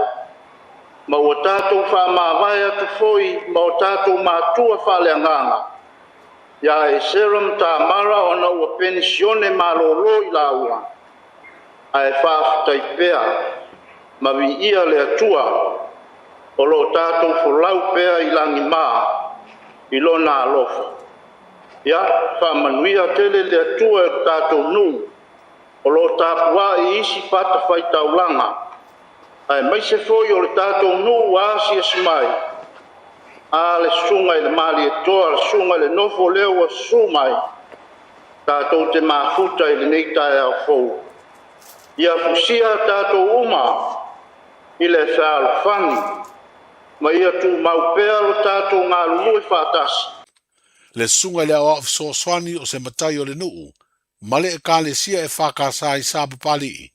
Le sunga li o tofa fo leni. O le malelenga mai le nofo na fufonga ina lea i le sauninga. E se tasi o awa o so swani o le kāle sia. Le sunga papali i li o te eu masipau. Rona ia mtani upe mai mleata. Na toa ia e sa vali o file mu o le tala le lea Yesu Keriso. Na wawalo ia na whanua ia mali o toa. Rona ia maota mu lao fitalaisa pali se o nu pele. E tausi ma fifi e la o ua fueta mango ma wasi whanua. Aya mali a te oe sa pali. Paturoba toa i sunga i au ana tofi o tala le lei. O tamasā fe au forofola i so se kalesia. Ua mawhai o tātou poto ni nei aso tau poina. Le pa ia mauruma i ainga ma tama. O tama ma ainga. Le usonga mamaru i atu mua mpure. I tu au mala taua. Ainga i le tai ma le vaa o fono ti. Le whaasaunga i asua ma le vai whanua. O fō mai tulangi. Ta ole ma le launiu sa sai lua. Le fio la auna amtasi a Samoa. A fio fatu e motu. To fare ula. Ma oku ya te oe o tele. Tu lona lava. Ta rofa. Ma lo se fuofolau. Ma lo le tiu i langi mā. O le aso le nei. Ua whaia le lihi. Ia tātou ori ma fia ai. Loko hanga e. Ia e whamanu atu le lihi. O mea mafoi o tutonu ia te au. Ia whamanu mi lona suapa paia. Au alava ne ngalo se me tasi o ana me alofa. Tio nuhue sa pali. O le nā se la ngona ia te nei o la o tau nofo. Tātou si ma mbori le viina i le tua. Tātou whane ne e lona mamalu. O lana pule o tō ia Samoa ma o tangata. Lewa e sapi ai i ona manuia. Ma o ola fia ai. Ona o lana tala i le lei. Wawa Samoa ni kuna malama. Tau tua ma whaifi na ngalo le tua. Ia sarari ai lau whanau. Tau tala ai o tangata i lona alofa whababau. Ia te oe sa wharihi. Ma Samoa o hao. Pe mai le tuse o whailaunga i lona tau kua fitu. E sili ona le lei o le tau le leia i le suau le lei. E sili ona le lei o leo on sai. I le o loto wha maua e le lei le poto e whaatasi mo le tofi. E sili o nā ngā hoi, ie o iru atu le la. I nā mana kumatuia i ngā ruenga le atua. Wa wai se na tu mawhia, o na whaasa o ina, o le mea o whaapiopi o ina e ia. Tu mau pe ia, ia te oe le atua, le viinga, le pura wau malawa. E whaavavau lava. Manuia tele le aso le tala le lei, o le tai o fōu ua o ono, so i fua, mari atoa mori le lua, mari atoa. O whaasara launga tu usao a le L&L Captures, na mōli mawinai de sauni ngā lotu whaamanatu o le tai o fōu. A i tala whaamau le lotu tausia le fioanga i tausanga uma, wa se furu iwa whaife au e au fiai misi o nale o le lamo sa ngā lulu e le tausinga o le o lotu. Sa ngā lulu e fo ini misionale mai atunu o Tahiti, whapele atu kuki, i le tau āmatanga mai o le Kalesia. Ai o le tausanga le te nei na te tala i le whengai ngā le Kalesia, ma le susunga i le whaife au ia e Sera Awatama, ma le wharetua i a Tamara, ina ua malolo pensione. O le asforeide nei e osi whenga ngai le kalesia e whakasa i sāpa pali ma le sunga i whaiwhi au i a melepone i Sara, ma lona wharetua ua lua se furu i ai whaiwhi au, ua ngā lulue i le au lotu. O le sunga i a melepone sa ngalue le kalesia o ao, i le tofinga te utupe, a o le i wala uina le fio anga o sāpa pali i, na te tausia le kalesia. O le ao mafola o tama whanau o le nuu le lātu taulanga masani o le lotu o le tai au fou, mo le neitau sanga, e fitu se furu i wafe, fitu se lau lima se furu ta la. Sa whaatini o le fio anga wha alolonga, e ala i se sua whaatupu, i le fio atu o le nofo e awa i le lotu o le tai au fou, le sunga i le mali atoa, mo li mali atoa.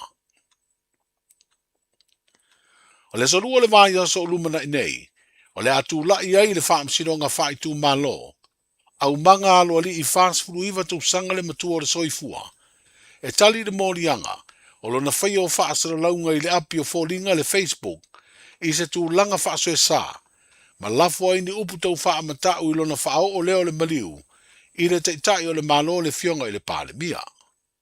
O le mafuanga leo le i fonga le nu o sāle panga, o lo o matai ai le ua mōlia e leo leo. E peo na sa afe ai le maoto le malo mata afa faumuina mulinu u le lua, i le ele fau le asfareile na te nei. Wa whaalia e se whaasara launga mai le ofisa so upo le malo. Wa talia le pāle mia, sunga la auli le mali e toa leo te apolata e wafosi, le i fonga whaatasi ai malo na whaletua. Ai le saunoanga le min star, o le soifua malolo ina na whai masui o le malo ina ua wheno ai, ma le mamalu o le fio anga. Na sauno ai, mo te tau o na fua se tapu, a wā o le pāle mia o le atunuu, e tausi vaatele e sa moa o ao. O whairolo tele ai nei e le pūlenga o tangata tāwhau mai whafo. Le Porokalame ua whaamautu o le vāiaso o le Messina Festival. E peo na le a amata ma te tala le aso sa o lumana i nei Porokalame wha evangalia. E ala i pese masiva wha le anganga. O le aso ngafua asau o wha moe moe. E amata wha ngā solo ai Porokalame ese. Mai le tai au e o i le pō. Leo le a sile sile ai tangata tāwhau ma le tātou tunuu. Inisi o tātou tū maanga nuu. A mata mai lava le tai ina o pao, ngau singa o siapo ma le langa ina o le ia Samoa, o le ngā senga o tau mawha Samoa, ta pena ina o le suawai po le umu, o tā longa wha Samoa, tau vanga o siva ma ulu, wha tau pati, tau pou ma manaia, o siva ai lauafi ma tā longa, e pe o le o ngā popo, o fo e ina o whai, toso ngā maia, ma isi tā longa malie, e fia i ai whanau ma tūpulanga la iti. O whaatūlanga mai fo i le Porokalame whaafiafianga ma tauvanga. E whaia le fiafi se i o i le pō. E peo le tauvanga o pese Samoa. E whao ngā i ai ki tala. O tu ngā pao ma waalo whaapea tu ngā fautasi, whaapea tu ngā sol whanua. A e tauarunga le tauvanga. E sa ili ai se tau sala o Samoa. O stasio vaenga o le Porokalame o le whaalinga leo ngā luenga taulima. Ma le ngau singa o loa taulima e peo le taina o tānoa. Ma le vane ina o la au. O whaatūlanga i fo i maseisi o vaenga tāua, o le mai moina leo le taina o le tatau ma le manu. E wha ngā solo i fo i le vai aso o Messina, ma le sā ininga o le siampini o le tāminusanga kirikiti wha Samoa, o lo tausini o ai ali ma tamā i tai, o au kirikiti mai nisi o nuu mafio anga i motu o upolu wha pēr savai. I le vai aso muli o le masino i ulai na amatai o na wha ngā solo, le tāminusanga laka pimo le ipo le teitei fono, le Germans Cup. O le astona ina te neina tau alunga i le 5 vai aso o lea tāminusanga. Ma ua sola i neile au laka pia whale a lili. Le ana la sa i lia ma le au a pia, le siampini o le tāminusanga. O ai o le tā longa, whale a lili 2.5, a pia e 2.4. O isi au na tau sini o le tāminusanga o le au a palauli masātu paitea, o sao wha i neile tūlanga se fulu. Tūlanga i vai o Safata, i tuotane le tūlanga valu, tūlanga fitu a Ana West, whaasale le anga ua maua le tūlanga ono. Ai tūlanga 5 ai ali pata. O si umu ua maua le tūlanga wha ma le au a ana le tūlanga tonu. O le langolango au tū o le tāminusanga o le nei tausanga, o le Federal Pacific Finance. Tala i o le nei aso wheloa i pea, soifuia. Pui pui lo ainga I le tau malulu. Au e te whaatali. Whaatonu nei loa lo tui ar fulu. A whai ngono lima o tau sanga pe o vatu. Pe maua o e singa se tu mau. Mai tanga. Po o maua fo iso walo I singa se tau manawa. E ma whai o na whai a fua lo tui ar fulu. Tanga iana I le upenga te whailangi. Book myvaccine.health.nz. E vave tui whai ngō fie. Mo whapesili manisi whamtalanga. Really mai le vaccination helpline. O valu se lau, lua valu, lua iwa, lua ono. O valu se lau, lua valu, lua iwa, lua ono. Po o le fono. O valu se lau, tolu ono ono, ono wha valu. O valu se lau, tolu ono ono, ono wha valu. E siri le puipuia na I lola tonga fitia. Whai nei lola utui ar fulu. Radio Samoa Tasilima iwa tolu Amo Radio Samoa Tasilima iwa tolu Amo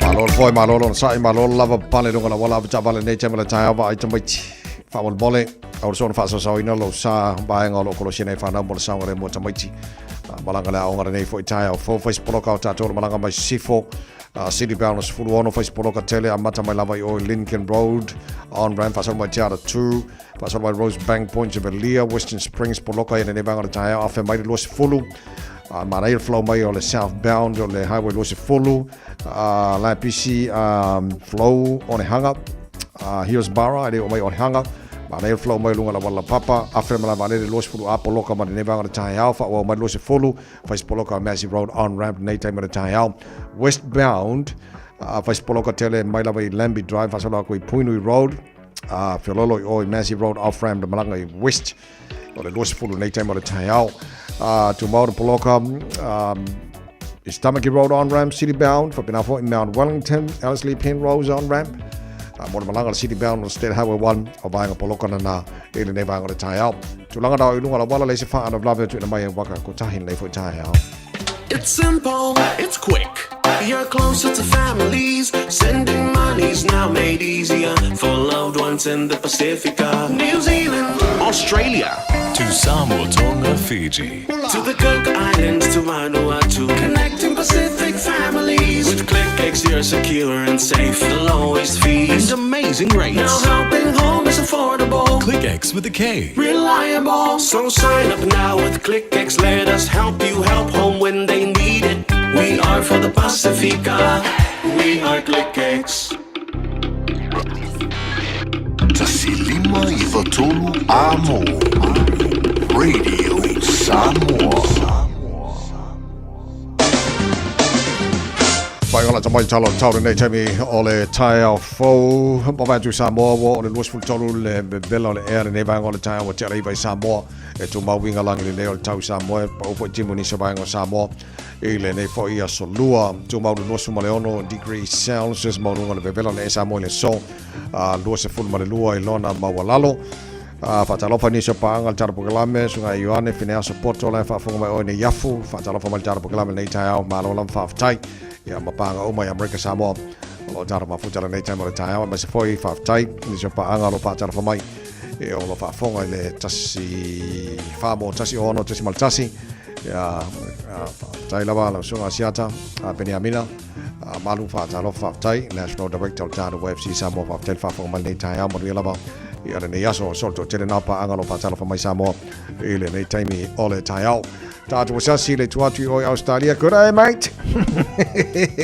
malo se fa moria malo le tino sa spang Australia ile nei taimi ole tai au aspuntasio le malu lu le mo Canberra pa ultimo le sauce for lima mo le malu lu fa mawina mo Canberra le so le malo le tino la papa au Melbourne fatala patu nei taimi ole tai au aspuntasio le malu lu ile nei taimi ole tai au Wingo le tau le sola pa ofo timunga Melbourne le sauce for lima mo le malu fa mawina mo le nei fa so fo ta tu o liam fatala fa malo le tino sini Australia tata mafuta nei tai house for lima o le malu le nei taimi le tai au fa sono pa timunga le so los for lima mo ma fa mawina ya mo le nei fa yaso malo le tino Adelaide Peter Stowers good morning sir malo totelo tato lala Adelaide Se wa to marine wind warning o lo o yai nei taimi pa uti munga le so Adelaide sfu fitu marunga na malulu fa mawina au tatu le sfu tolu malulu nei vai ngol tai hau fa talo fa malo le tino Brisbane Australia fa talo fa to nei tai mo tai malo la versi fo manu sfu limo ile malulu nei vai ngol tai hau we got to Brisbane wala fa solo ina awa lang le leni so taimi los fu no awo ka fe Brisbane male bevela wo i o ko o e ka fe Los Fudoro, Kukushan Leal, Villa, Brisbane, Samoa, Titulati, Fernando Maryland, Melamine Town, Late Time of Time Help. Malo Latino, Perth, Australia, Malo for Maria. Late Time of Time House, Fudo in Malu, Lufa, Son, Awalang, the Late Tau, Manel Mafanfana, Los Utasin on the Maulunga, Famawina, more than for Yaso, all the Telenavang, Australia, Maltulang, Editau, Ele Nevanga, Ole Tayao. Seven Town, no Fang of us along already, Samoa, Tamaki, Makora, Kilani. Sfuro il malu luna nei tempo tao va ba tu le ma tango fi oka e sulu ma tango fi le la le ai masela niwa o bingoi ya wa makwa isa o fa la le nei tao fo so le anga ya mo ya so le to ba winga langi le tau le so awa oni so temi e ni so ba ngo kilani ono po wai nai wanga mama ni so temi angi mari man se vidi mai sifo sfuro ono ba nunga malu fa ma wina mo kilani e nei fa ya so tao pa aulia Mana mafanfana mau tas fun valu lona maulunga awalang de lei tau pasa foi na awalang de lei stoffi manas for raile awalang de lei stonai nang de lei samala so for vai solo mana ia tu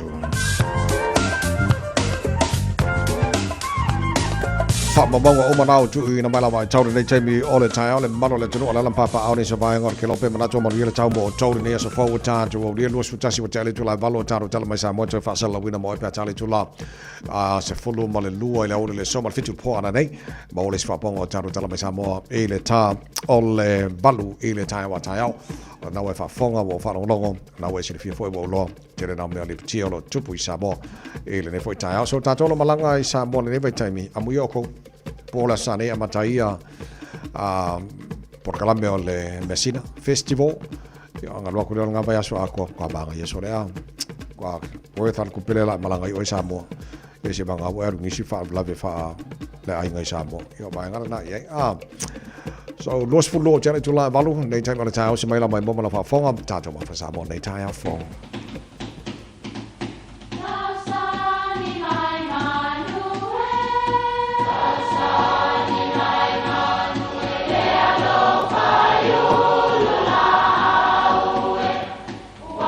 E o whanga manu i ululu o la au, awa e whawhanga i funga o la au. A o le tangata, e whawhanga i upu matala.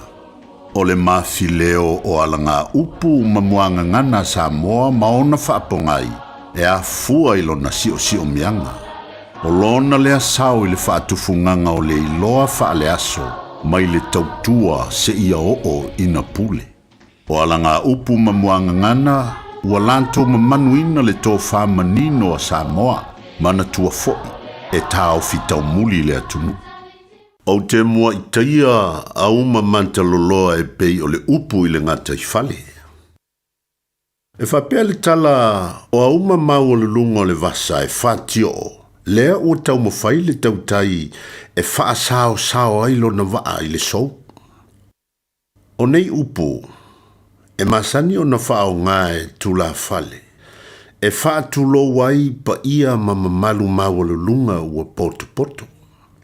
E whao ngā fo i e whai launga e amatai ala tau launga. E ala lea i le wha tu lo mua o le au fia. Ai o tele i tautala i se upu. E ao lava i na o mua i taia a uma manta loloa. E pei o le whitalainga i le ngata i whale. A wae whainga tāle pa ia lea wā fio.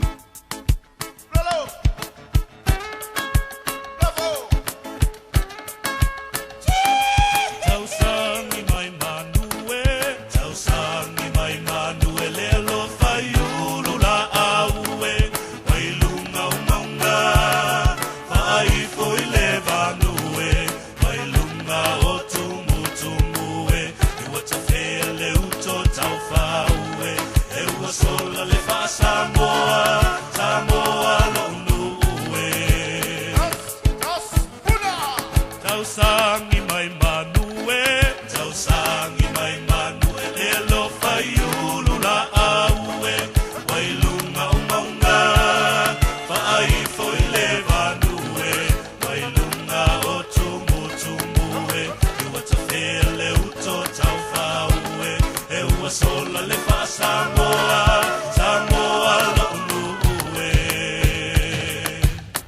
mayonga lufao aliao ali umafinga chaolea Patali te mule nusa babau ia mangalo ile salatingila na wafio ngaile kaisa ya ola tamana fafola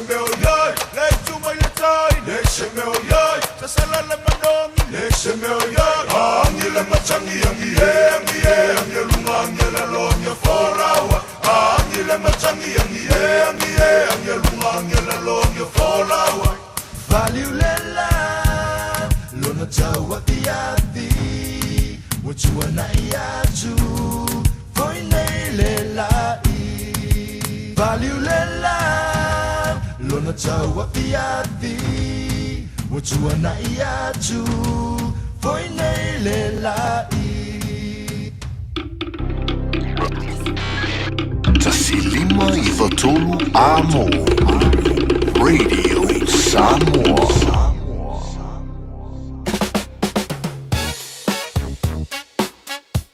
Au kilani I saute, o sa ili se Samoa oe malo ai, o le Enterprise Motor Group manukau o lau fale ta vale fa moe moina. O tele ta vale matango fie filfili mai ai, tele le fisosoani o lau fai ngā luenga mo oe, mo se ta vale talafia ngai, su mai I le 5 Grey South Road I nei manukau. Asias fo I le upenga tawhailangi enterprisecars.co.nz, pe wala au mai I le oval selau, 5 lua tolu fa. Enterprise Motor Group manukau, sa ili, filifili, ma ave loa lau tawani. Ren to buy so falifo I polo keti ale Don Ha Remix Revolution. A whaio e tō fisili pētenga whatia so falimotu. E maua fale e lua, tolu, pe whāpotu moi au kirani atoa, mai le 5 se lawi waiva awheta la. E ma whaio ne e wawe whaatau al fale, pea e Ren to buy.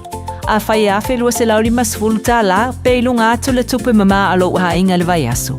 E tōsele nā malpei meni a matamai le ono se lauri masfulu tā la, I le vai aso. E mawhaio na mawai masauta avale fo, ai e iai o nā iainga. Wala au mai loa I le o valu selau, valu o, le rent to buy I le o valu selau, valu o. E iai iainga matutu ungai whatatau I le nei avanoa, o le nono ina o tupe. I whaala mulango iai iainga alfa le tupe, wala I sene ina I lalo o le REAA, luha fe malevale. Hey, where are you two off to?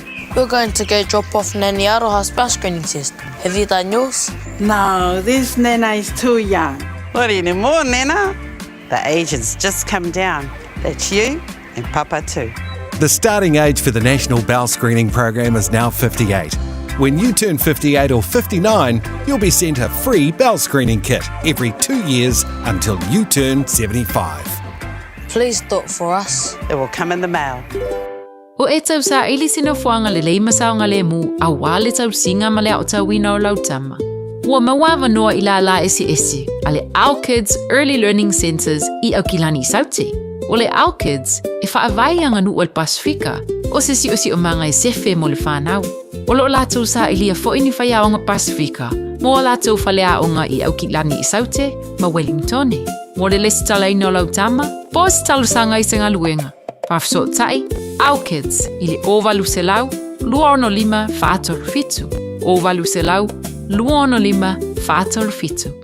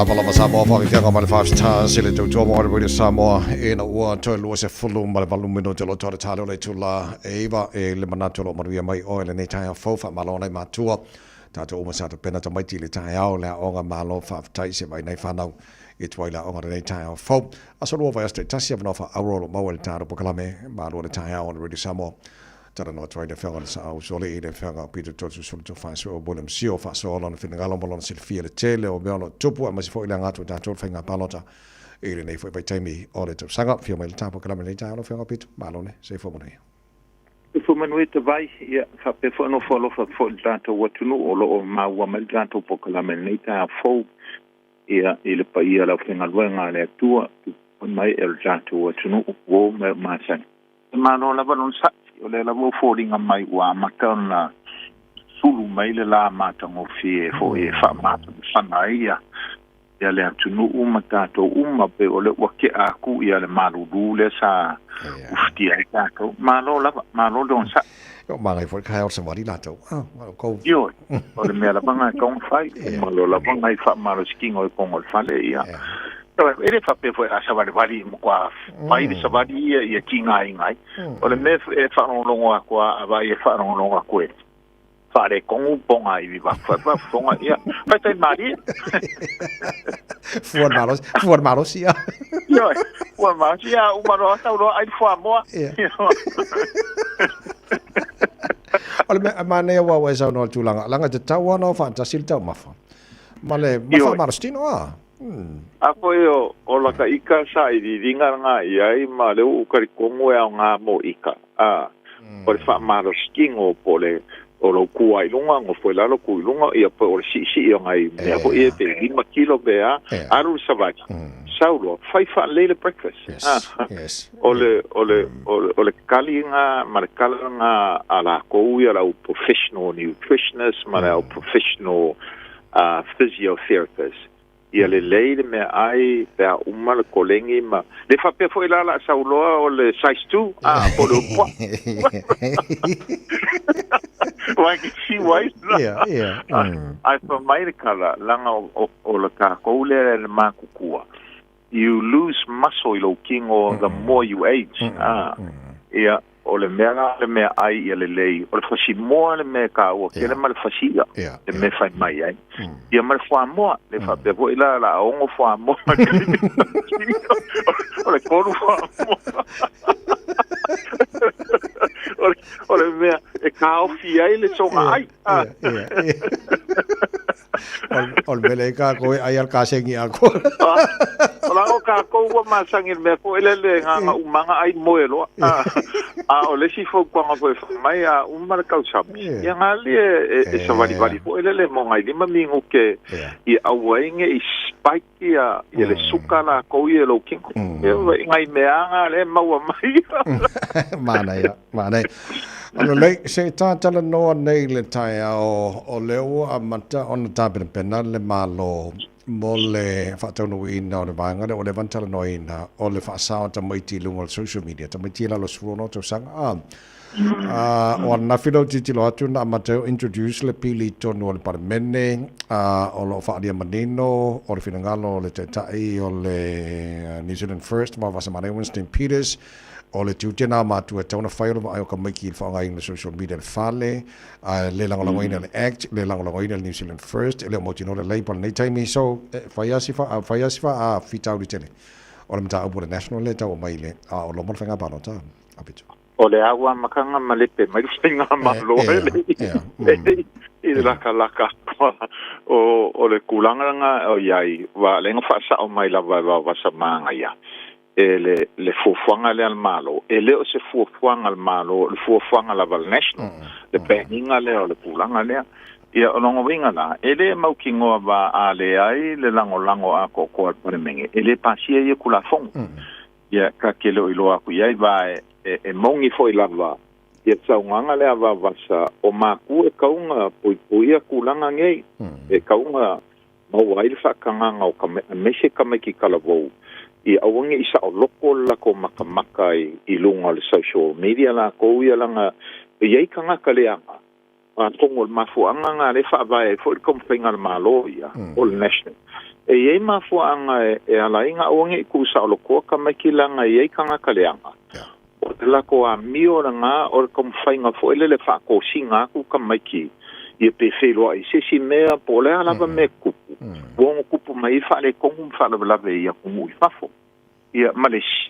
ole le penga fai langi la ko ia kwa sa o loko lava o so se mea sa ma sanginga lilo wa fa aliali mai fo le mea ka ole ta web o inga ke wa ku ia o waka ese o kala ngoanga ese o le mea nga le kam fai le ma fu ai le finga nga nge pui ngole au kalvo peka yang ole wa ese ia ka ofio paki e kongo le malo ole la bo fe de besie ya la ko i e pela kulanga ka ke lo ilola i pole te an walu me fa pe ala wori i me sai kai mio election e kofo mai le ku mu ile maka upu male maka upu ai faila ko pauling sikua o ingala i lo mai ai po se me ka kaunga la ko nga ia ele ai ele ke foi announce le national la ko ia le social media ban mo kamai so ala lo sirfia wa le mani na mai le finanga lo va vasana mara Winston Peters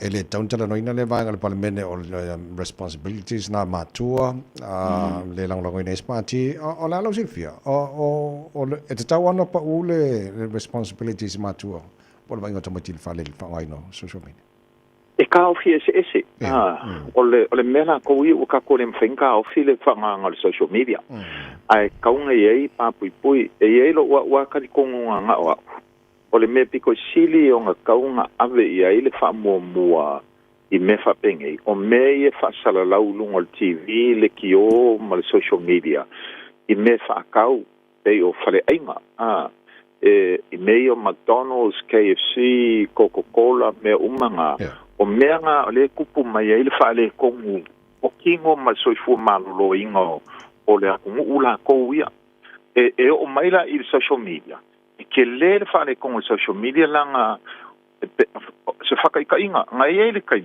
nga fa nga ele kanga kala u credit card kasiaro o venga e fa ka o me e mai nga uva ya ku walu ese fa fia le kupe mai la credit card okay o fa nga inga murmuriang o iloima ia o kameki la valo ainga la o ala fa pela ko ia mfang fa nga mo mela le o fa ko singa mai la vai le si website ma o fa ia la ko kalo ia malelo o le ave ese mai la card ia le so o me fa pena ko lai ma ale ia ma faula ko ia kameki so e ka kaunga ingi pa pui ma le kele la bokai mi e fesili mai ia le computer la ko ia po le app pe mau po fio ka sanga a ka wakula ka sanga ia onga ia ore pui nga but ia manku a pepelo ko kameki ki urusu ka sanga ia o sao a ko ia isi me so e ka kaunga ia ingi pa pui apa e ia foi kari kunga ia e ka kau foi makua onga la ko makala mamala malama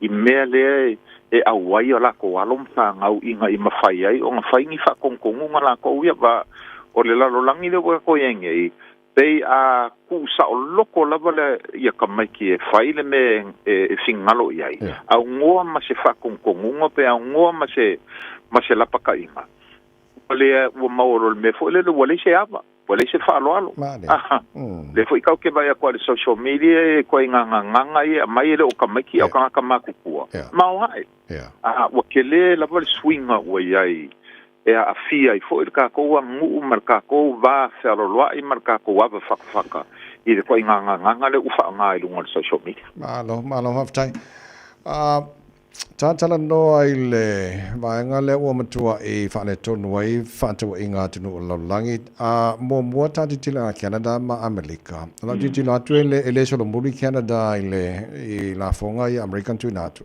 so foi Canada ele ka di vaile le tula go lo finanga ile president America ona na we se foi ma manco o kanga ka ma America e so ia kumu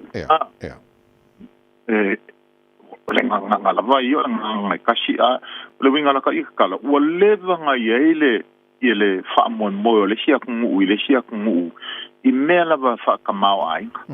Ia o whakaikainga menge o ka vale, whamai e a makal whawinga ka vale I Amerika koe alu I a Amerika koe whapipi I a isi pātar ka vale, koe mairi koe whauma I ka ngaka.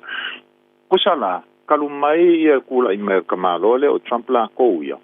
O ke le whale kongu I mea kau o soifuanga lava I le akungu, a makamai a le kaua lea, a ele I amakanga fo I le kaua ia awen. Nga mua lava kango nga ia a maka si lunga Charles le fo ngala vea ingi usila mal Pasifika langi akoa. O le kala lama li poki o le maua, ai ua akoa le kausanga o whaife ukanga I ngā kāngaka ma Amerika. E whamai ia le pari mia o kāngaka, ua ngā whaakongua langa vaenga. E koe fo I mai, awangi koe whaawau ia kalanganga ngei, mwhewkanga ingei. O ngā whamai e whiu lava e kuikuli ma maua se mālienga I se kūlanga fo I le vālelei. E pika iangi, e whisuisu ia I lava mafo whau Amerika. Sawai. Ua ngau loa le ka mālola kou ia ia se la ko kūlenga po ai isi a kungu e mawhai o ngā osi ai whea ngainga ngei whawhikaua I ngā kāngaka. O e se lo kāngaka. Ua musuai, a le ua kangol ka mālofa mai ia la si I loa la kau o kou o loa e mai kong ngei le 5%. Ia le ua kali o kāngaka. Kāngofi la si, la mako kāngofoi la si ia le tax la kou I kou o loa e a mai ngei. Ia le la ua whaawawi, a le mea la, ua levang kāpenga I kāngaka wa mangpofo I le a makanga la walkausanga lea ngā whailanga la unga le ie lopa.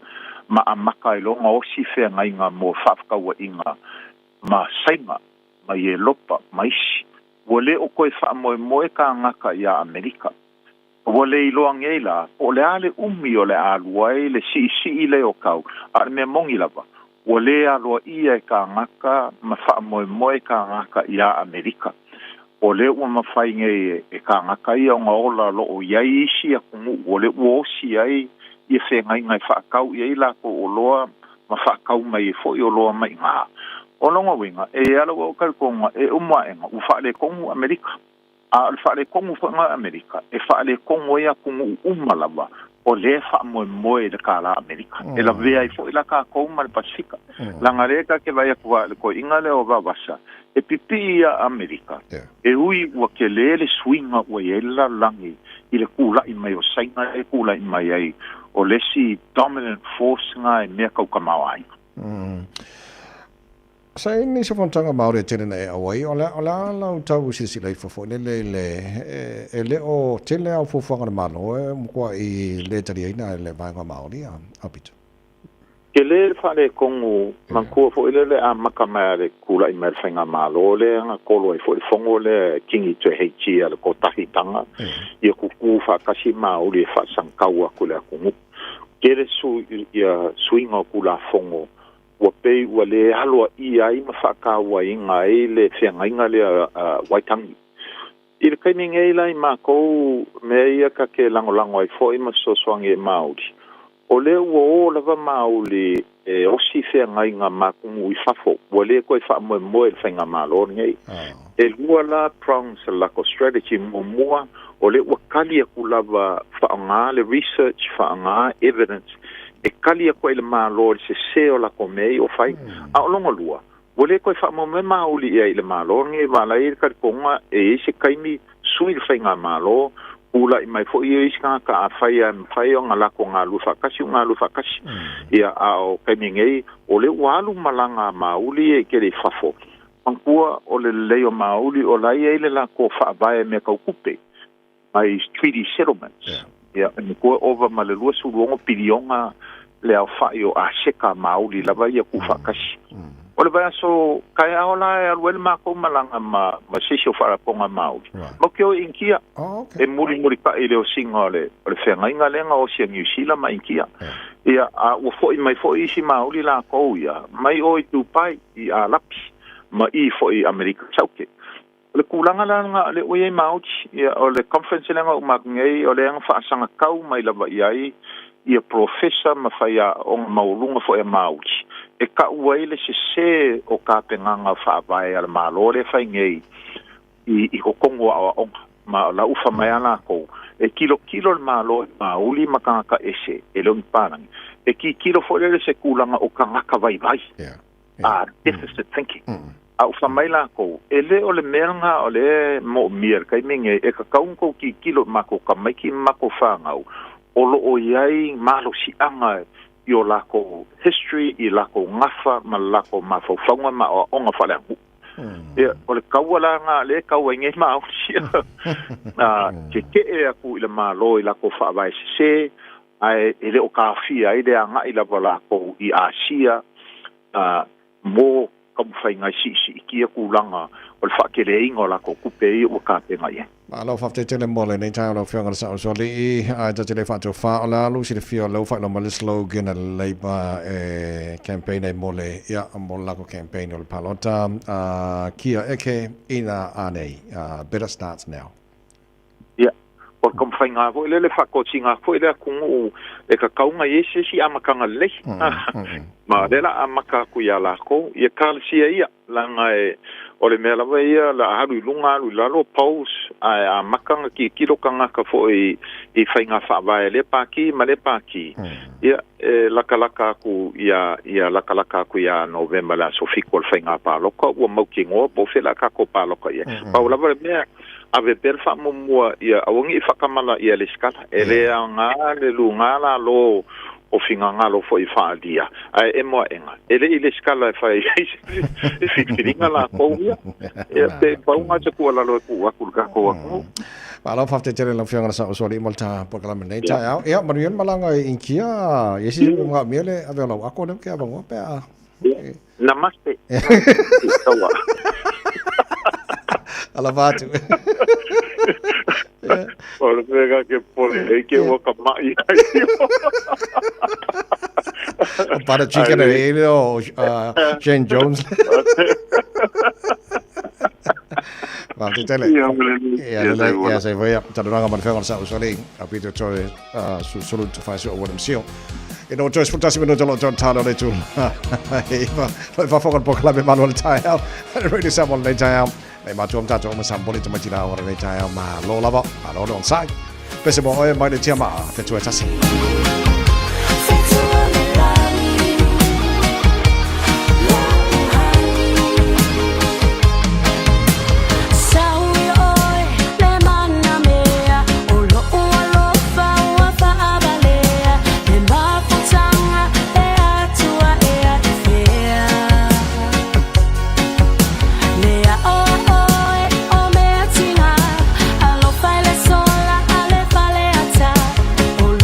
Fa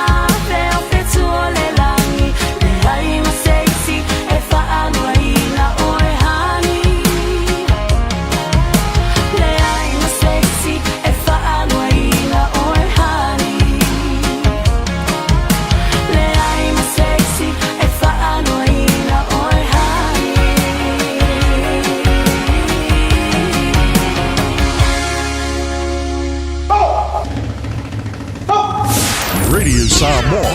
Tasilima iwa tonu amo.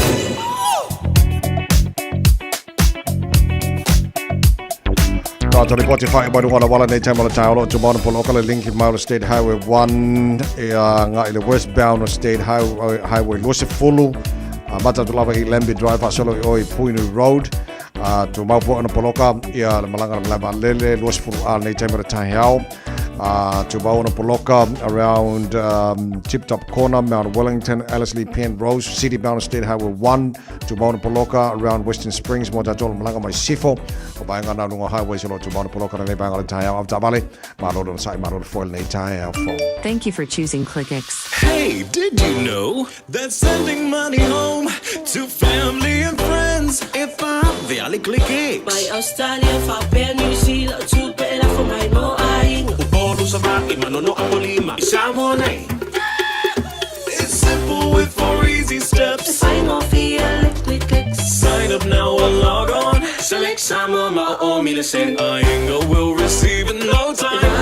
But don't forget safe and secure. Saunga lemu oila utautua. KLICKEX.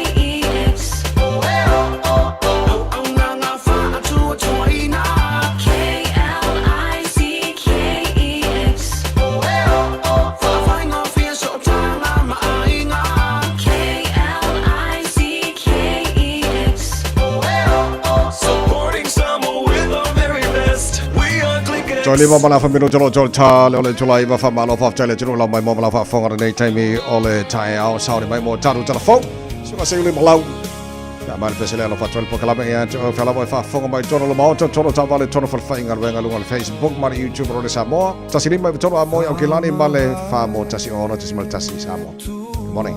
Oila le tau atala noaga ile po nae umaulo ulima maulo imata peyo timuga malauku uanao aueo ilo iuga Fai mai e sauni ola umalaga Awa e te popole le ai lava se isitama Na te falu aina uana o au lava Ilo ata ilo fata fata O utaunu ini usila e taule apu Tau mafai fa se fulu o te vili atu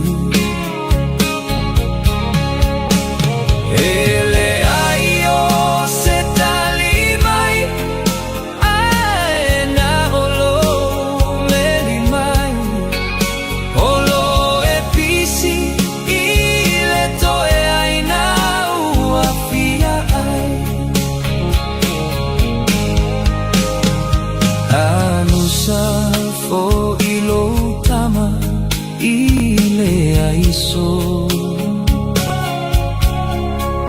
Tasile aso aita usami faono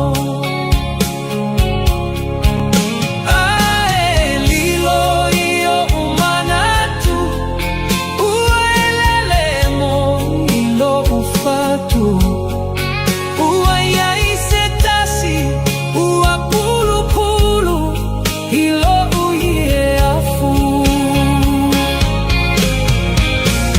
Hey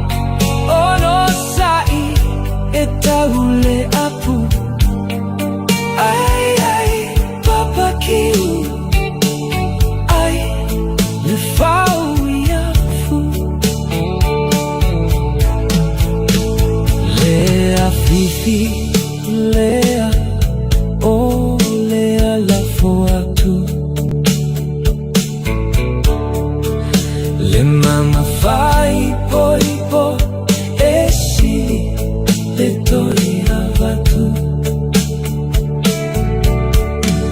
Che do falua ai le aita fa fetai no fo fatali tali ilona toi a fio mai no fo fatali tali ilona valau mai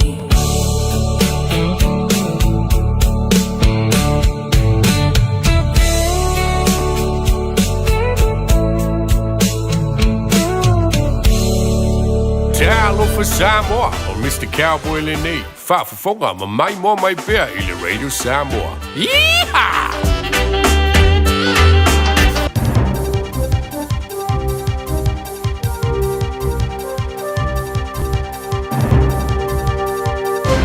Taya Maria fa funga mai o talani mai atu roni sila mole le chon. O mai ana fa ilo ele bang fa fa ile lepa ile na mauto ave pole slogan mo na fa to sino fa nga palo to wa fe mare no fuono ole better starts now. Sa folle le di te ulo le parti Chris Hipkins ia le mauto ave se falle se vai ai classic. Ile mai ai le to lopo le long ino na parti se fa dingo ngona muni name. Olo fa wo lava de parti ona fa ia for flanga ilan tau ing au tu inga wenga so fo malo loina fale mari tau mutar so flanga mo le fa to sino fa inga palo tol o alo tu ne yang o le for flanga e mun mai i le fa ringo ngona mun le toni sila ale RNC Read Research Poll wo fa ino ile tulanga o ye ne le parti le tikti ale opportunity e ave ai ma parti na te fa ia fa unga se iso fa inga malo por kingmaker.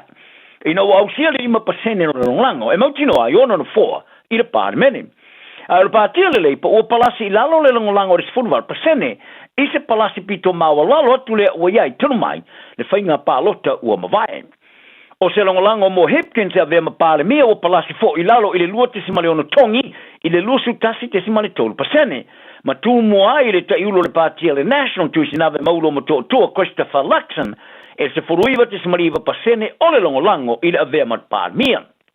Faria Hipkins, o lau papa omo fa ato sino le a fa tuina i le tunu ato e tonu wari silua vai aso. Ma le tele oisi ai nga fa tino o saungi atu iai e fola folena. Ma e ta ua fo i le porkala me le midday reporter le Johnny Usila, o lana avea i motanga ta kiwi uma e manino lava. O le sili atu o le lelei e mawhai na whaia. Ma le sili atu o le lelei o na amteina i le temilava e sui ai le whainga malo. O le a whaona tū lei e le whainga malo i lana tapu mo tūpulanga i lalo sifuru ona tau sanga o le whaongaino o wala o ta inga lau tele. I le tū la whona o whata oto e fora sira son fōa. Ai o pātira le act ma le New Zealand First e la tau tele e langolangoina. O le atu la foro to whaofi, o tui nā toaise avenga ma mawhai kampania o na ina ni o wala o so ta inga lau tele e usta ia. Whaavaina se whaatonu mo le saunga le mua o wala o so ta inga lau tele. Ma whaavaina ni pūlenga mōni whasalanga e whaia. O le tamatai ministawa o onga Erica Stanford sa tu i ere mata whaio i te iringa ruenga mo le tapu. Sa i whaari ai, o le atu la whono le atu inai ni usila tusa mai se tunu. O whaatati tia ini mata whaio i te tele company whaatekondo losi te tasi. Mo le pui o te maiti lunga o wala o so ta inga lau tele. Whaare Stanford, o lea tū la whono wa tu ina i mata whai oi whaare tū la whono i whaavai o ne a wala o sota inga lau telepo platforms, mai le aini whaasalanga o tāla sangaina mo tamaiti, o la tū mātua, ai po i la tū e tau sia whanawiti. Ai o tau tino le pāre mea tu siname maulo mo tō Christopher Luxon, e whoringa mai o lea tū la whono o la le pāse ina non whai tangu momoa ai le i mai ale no wha inga wha pāre mene.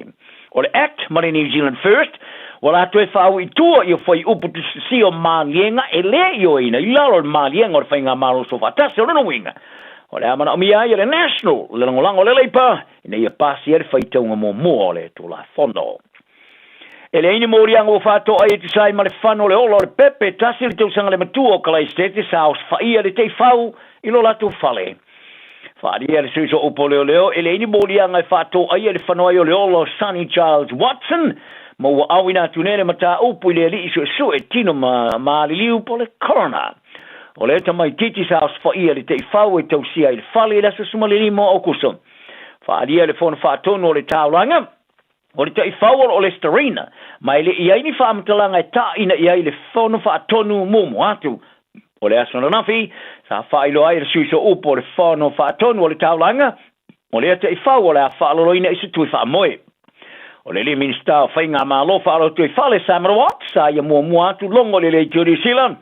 O lo toe ilo leina le malo ia le tula fono mo le va ai o tai fau ne ia mau tinoa e ia fono fa tono taulanga ia me fa inga lunga e va ia tai fau e matau tia o se va mo tanga to matu matanga ile me olo le ka fola inga tai falo tonga sa ia sui le ka le sia le ngene kanya New Zealand sa sa e mo te tonga ile so fro ile tonwai e ele maro angole le New Zealand Pacific se va ngole pasese sa tau fi for mai mo sin taimi a ele ni manu onga o sui o tanga te whainga luenga o ta avale whare mai New South Wales Australia sa iei tonga mua o onga whaavao malo o le Rotary International sa lato te ia ngā luenga la veai i le whaamtalanga te sia le Rotary o ta wai a ele i tumuri ese le vainga o whainga luenga o ta avale whare mai sa taua whiai e piko pō whai whi au mata tai o au malanga e whai ese te talo ma average whawhitai mo i lato e tusa ma le lato sosoni sa lato o whaina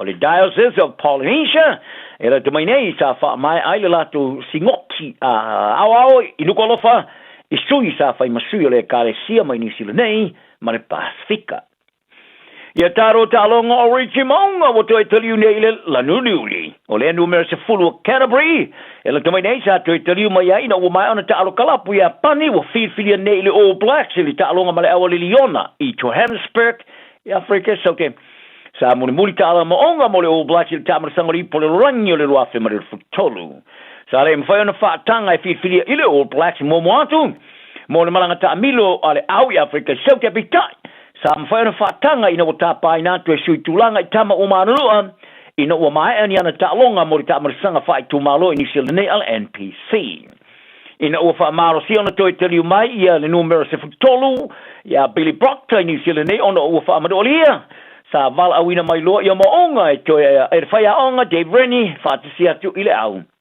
o temirei ua maula na wano mo mue whaatosine e whaia onga mo le toi whiwhilia i talonga whaitaulia e iei se vaenga o swinga o whaia Rennie mo le talonga ma le Liona li tai au te New Zealand e pe ona pe lava ona sa ia le fa mo nga mai le au sa fa to ile loina le Springboks ta alonga fa va malo ile va vera sa o lo ia lava ni na tama sa ta alo to fiflia oni cover o le tama ta alo po ele ta alo lava ile Black sa to ta pa Africa so te su tulanga tama sa manu no saula mau o le ta alo ile na wa ta alonga mo ile peuli ina o fiflia la fa le leo sa vele fa malo Rennie le tama tonga ilon filflinga mo All Blacks wa vei ma sa fifia ya team malon ainga o to lus futolo la o filfilia mo le talonga bo to ya fia le to va meteli wato le sui mo All Blacks offer to nga fasi fa pe ma le tama ta alo loka Jamie Hanna wa fia fo ile o fa le leo to nga fasi e on suma le va talonga sa ta alo ai mo All Blacks ma Hanna tasi sa to na nati ona winatu ina ufa manulia ya Ethan de Groot ma Josh Lord il talo faitoria la sa o afa ya Noah Hotham o filfilia mo alo ile so ataya mo All Blacks tanu mai te usanga atoa Baron Barrett e sile Marcelo talonga o yo ofina le Tony Ngoluli o la mo mo ile fulpeti e ko Johanne o la panga ma Timothy tava no wise fululu ma tolu le ne tua e mo ni na rawa ma fe fina ngofo e tafa wingi Paselio Tosi Samisoni tauke ha ma siale la waki o le utolu lumor sklamu ia sau Patrick Tuipolotu o le captainina leo o le ale to ia se manu Samoa pe a fai le teria ina le malo ile tarsanga le kapia le rolangi o le toilo longa o le kapia Samoa ma le tunu o le fasalina o se la tainga na ma le ofisa sidro le kapia Samoa se manu Douglas Ngau Jun sa longoi se manu le Johnny Sila Pacifica a fai le au sia le tulanga ele se wingo le kapia Samoa a wa te mila vai fasalai o le ale to ia se manu Samoa le ni fa tu penga ma se tulanga mai mau telele na ile tunu ma eta wai a fai le taliena le malo Samoa le longa po fautuanga o le i longa o fasalanga mai le tino e pulela le kapia le rangi o le manino mai le fatino ina O le ala pata inga seu manu a o whaawa na whaatau seu i le whainga malo. Male la kapia sa moe tu sai male rumana i o le pūlenga o le kapia le tunu. I le whainga malo o la tu tue whau i tuolo nā mane i no le pūlenga o lo i nei. Masela o lango tau tupe o foina iai mole la kapia sa moa pia na muta le stosfulu i ulaing. Whaaria seu manu o lo whaataritari le la kapia le rolangi ise talia alo ia le malo o le luilunga o le la kapia sa moa. O lo whaawawa na tu o ia le malo ia le te tau o na iei ni sui whaapolitiki ko kongo le pūlenga o le la kapia le kongo.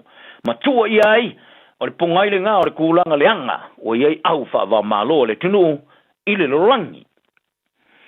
O le Warriors ni usila o tiltuna nei le lanto va i le manu malo le Champini ma o lalo le NRL Australia po le minor premiership. Mo se teimi lona lua li tala anga o le kalapu i le mai ai o se whaateinga. Sa iele au malo se Sydney Roosters le pora sa sa. O le Roosters le Champini mo mua le tamasanga sa whaateinga na whaato i lalo lufu lima lufu wha. E le au whaatulanga ina ma o lalo le West Tigers. Ona tātia mai ei lea o tutusa i le Warriors, le Roosters, ma le Penrith Panthers, i le tais furuono, ma le ta iono manu malo mawhai. Ina pe tai. Wa whaatulanga ina lona tolu ona o SSN o ai. O le Warriors, wa whaase furu ona qualify mo le whaasalonga le tamarisanga o le whai. Ina manofo i le tosu tasi o tausanga talo na Hawaii, i le tamarisanga le NRL. Ena o le whaatasi lava, ona manu malo e Champini mawalalo, o le luafe ma le lufululua. Ele imanu malo lava il Champini autua le tamarisanga ale NRL. Tala na le yaso i ai le loto mawa lalo i tangata uma ma ia manuia lo waso. Ua na o le Radio Samoa se furulima iwa toru a mo e tautuaina o e ilaungangana fitu aso le vai aso. Attention all Vainitoa, saving the world. Thank you for showing up for your family and community every day. We appreciate you. But even heroes need checkups. Your next mission? Protect your future with regular breast screening, because a breast screen today can save your tomorrow. If you're aged 45 to 69, book your free breast screen with Breast Screen Aotearoa. Call 0800 270 200 or visit timetobreastscreen.nz. Oso. Son, fe o kausinga iau makari I la manga iau lau ka vali fou. Na voi a uso. Bye. On the Enterprise Motor Group man ka. Wa uso yai kaya wangi. Lei yang whakamoe dau whainga duenga. Ai o akure a fi wa show lau ka mai lunga lawala. Pa wa ma koinga ka vale. Piki apu SUV van. So koinga ka vale ha. O fet for cover. O le lima ongo fiku Great South Road man ka. Pe vile le over se lau lima o dua kodfa. Enterprise Motor Group Manukau. Sa ili, fili, ma ave loa lau vale. Manu malo se pepatala o loa mo au whaataunga I le Pack and Save Ball in e-World. Pe o tu fua le utawale le bangu o le BP. O whamurianga nei mai le DC Sao. Pe a e malo I alantu sei I aso whareile te tasi. Lafo sau topa tolus fultala pesili atu. E maua ilo wabroa I le sei. Whapena foi pe a lafo sau se le ni e tolus e lautala New Zealand pesili atu foi I Samoa. I le MyCash a le DC Sao. E whaunga I le ClickX. E lima whailonga ta I se lautala shopping vouchers. Ma le lima petrol vouchers. Ta I se lautala o le aseina I aso for Rayleigh Tasi e ia inga o le rei whaapitoa seki a DigiCell. O ti ngana unifo. Whawape nei loi le Papa Toe Toe Dental. Ma whaongalau Community Services Card. E se iai lau nifo I le nao le fase fulu tala. E whaia foi nifo auroi whaai ila ai lau smile. Susu mai pe wala au mai I le Papa Toe Toe Dental I le lua fitu valu whaavalu tolu o le tuatusi tolu fitu lima Great South Road Papa Toe Toe. Papa Toe Toe Dental smile every day. Ta lofa lava. O le siu fofonga le nei o Samoa. Le Radio Samoa.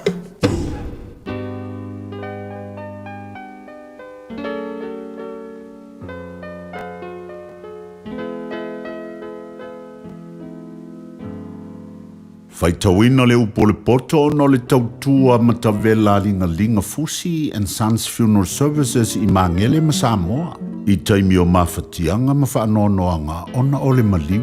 Mana tualingalinga Fusi and Sons malana au nanga. O le a wha maa venga atu mo oe ma le a inga.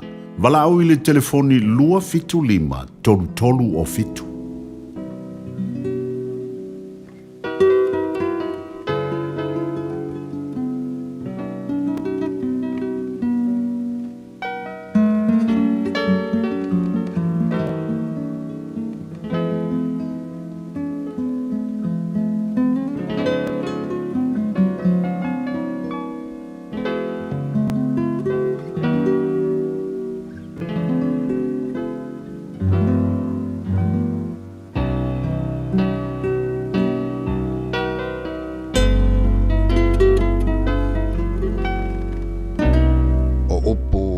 tupu o misa ma mea tupu ai.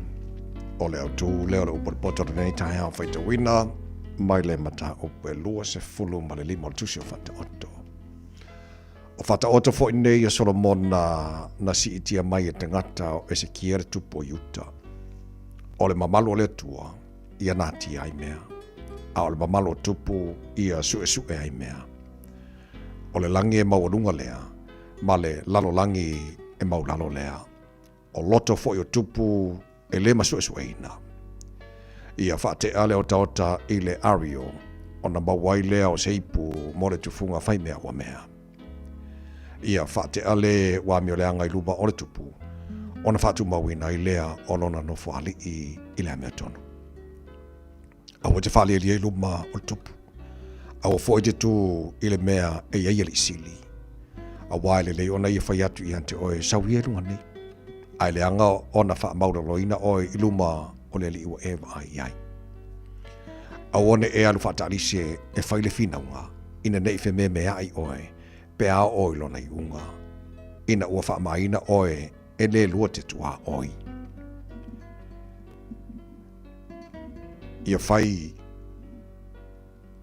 la o lua fina unga, ma le lua te tua oe, ai awal wha ali atu lo manatu.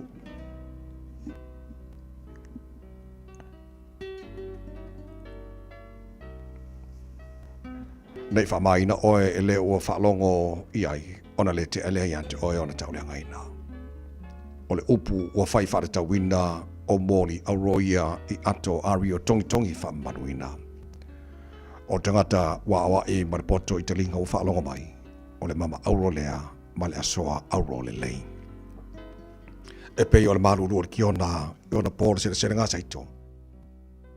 E wha pele ave whao wha maoni i e awina o ia, na te wha foisia mai a nganga o nari.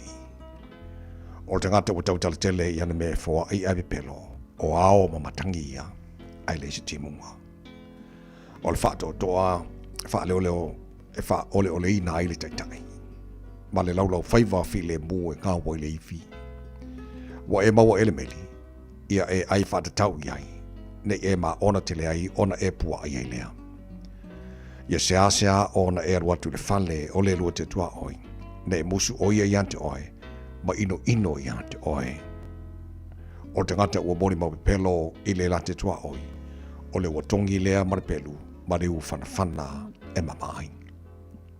O le nifo wangau, ma le vai ua mapewa, o le whatua tua lea i te ngata pe pelo i le aso vale. O le wa ese le ofu i le aso marulu i le malevineta i lunga o le neteri, e whaapea le walangi ni siva i le loto o whanonoa. A whai e fi ai le waita i ante oe e whawhanga i ante ia. A whai e fi einu o ia, ia e whainu i ante ia le vai. A wate ama e malala ola i lunga o lona ulu, e tau ia foi oe e lele i. Ole matangi mai le tui matu e tupu ai wanga. Ma le laulau whaiva whaatua apua e tupu ai mataita. E le lei ora nofo i le tumutumu i lunga le whale. Ai le angora nofo ma le whawhine whaabisa i le wharetele. O le vai marulu i le tangata ua lai loa le fiainu. O le tala le leilea mai le nuk mamau. O le vai puna ua whaangaepu. Ma le vai puna ua whaalenga ina. O le tangata mea tonu le ua pa u iluma o le ua mea leanga. Ole ai tele i meli e lele leilea. Ole suenga foi o lo la toma malu. Ole me mafatia ai lea. Ole a ai wasofa ia. Wale i se pā. Ole tangata lea. Na te le mata fia. Lona loto. Ua awina atu le upu o le poto i le nei aso o no le langolango mai a linga Fusi and Sons Funeral Services. Ua mawhai o na tu whātasia o au nanga tāla whea ngai i ni tautau ngō fia tele. E fsosoni atu ai, a o whea ngai oe ma le popole ma le whememea. E mori whātasia atu ai ma wha mai senga, ma wha mawhana whananga mai a linga Fusi and Sons mo a inga uma o Samoa ua whea le maliu ma le oti. Malau mai loa ia linga Philip Fusi linga. To ia whaapō linga, to ngia si ulavea, pesusu mai i le Luas Fulvalu Canning Crescent i Mangele.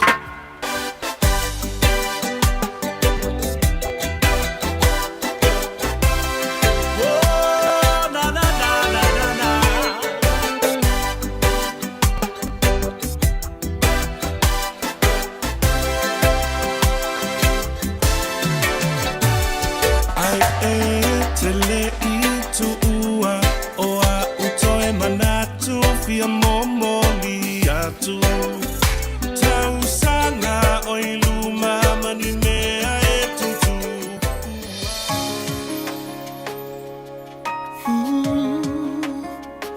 e sili lo matai pesa mai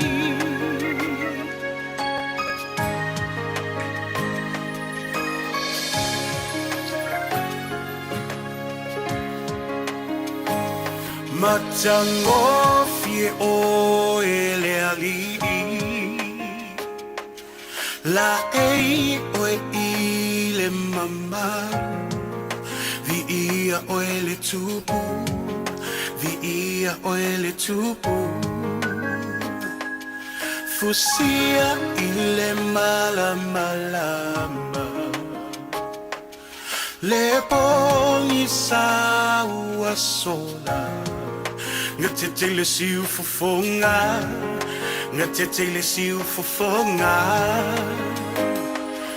E ofo ngia oe Pese mai e ofo ngia oe E ilo mai e ofo ngia oe Lo matai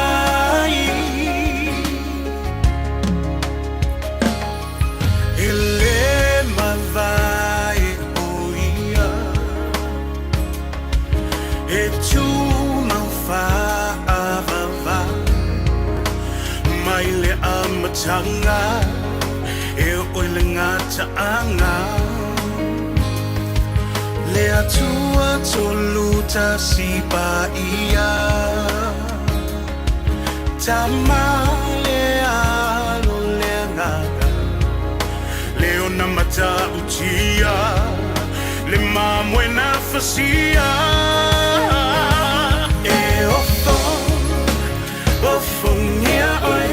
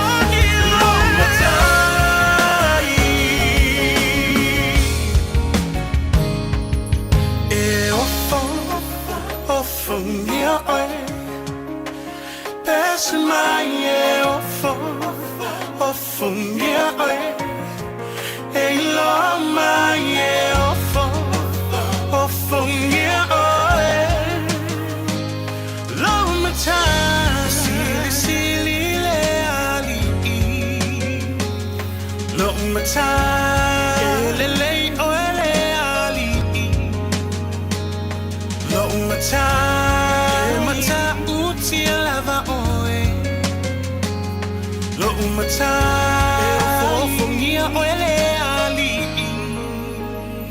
lo mata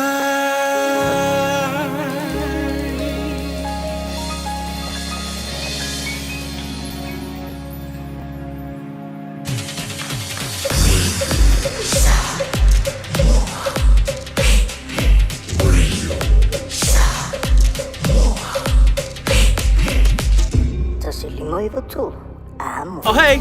If you haven't received your enrolment pack yet, we might not have your correct address, but there's still time. Enroll, check or update your details at vote.nz by midnight 25 October or call 0800 36 76 56. Brought to you by the Electoral Commission. Le Shine Dental, susu mai I le latou falefou. Wotele ma matangofie, il faya fole siaki o oloa fa apele ni fa pietasi. Moe wale stala mai o fou mai I le Shine Dental I le na le lima selau I vaiva tala. Faya fua quotes mo le wins ma le ACC, patasi ai ma le fai fua o tong fitinga, moe sful waluto sanga ngai lalo. Le Shine Dental, hafio mai loa I le lima fitufa Great South Road Manukau. Telefoni lua fitu ono fafa, lua fitu ono fafa. Shine Dental, your smile, our passion. E ya inga fapito. O fia afistau tama I whaamomoli Samoa ai omi tele wa asami. O le AR Customs and Freight, o le au nanga la foina whaamomoli le waalele. Air Freight, vili mai alveni le AR Customs and Freight, ili olua tasi valulua lima tasi fituiva. Olua tasi valulua lima tasi fituiva. Monisi whaamtalanga mai inga. Tau mo Elreda Samoa I le nei fo I aso lua wa tātu iai o Taimi Whapenei o lo maua manoa le tātu por Kalamef so tātu I Hawaii. Israel tātu Elreda Samoa I Amerika.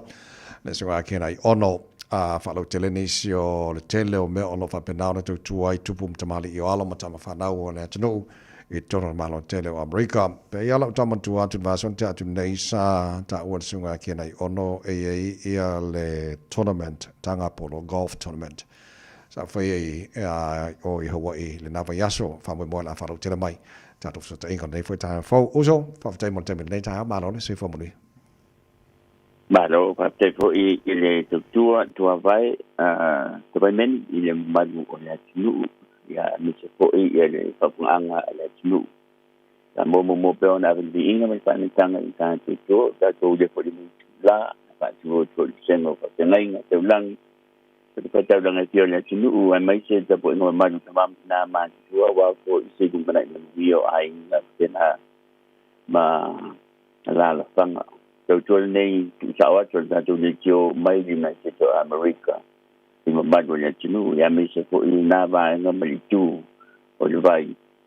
Ina yang te roa Australia I whapena ma Europa atoa ai o le tātou rangal no tātou po kalami li tai au ia whatanoa po I nisi o tau bili ai ma tātou wai o tātou atinu ia mai se po I ala tātou tua I vāenga SS o United States o Amerika ia ai mo sa vano manuia mo sa vano tau po I tai au I whapero I tua chitasi o sunga whapengai ngā tau langi, longa po ilanga tau tua, wa balau ia po il tātou po kalambe.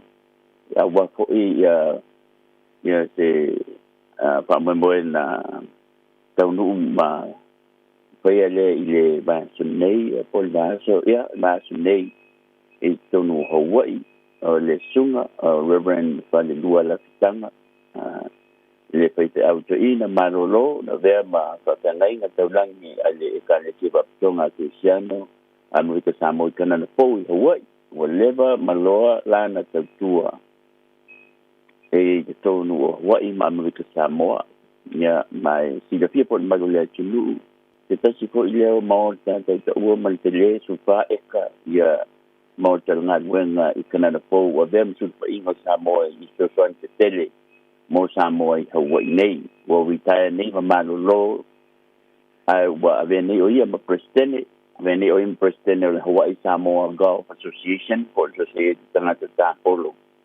Samoa I tonu o Hawaii, pa ata mai nei, ma peo na ta ua te vai meni.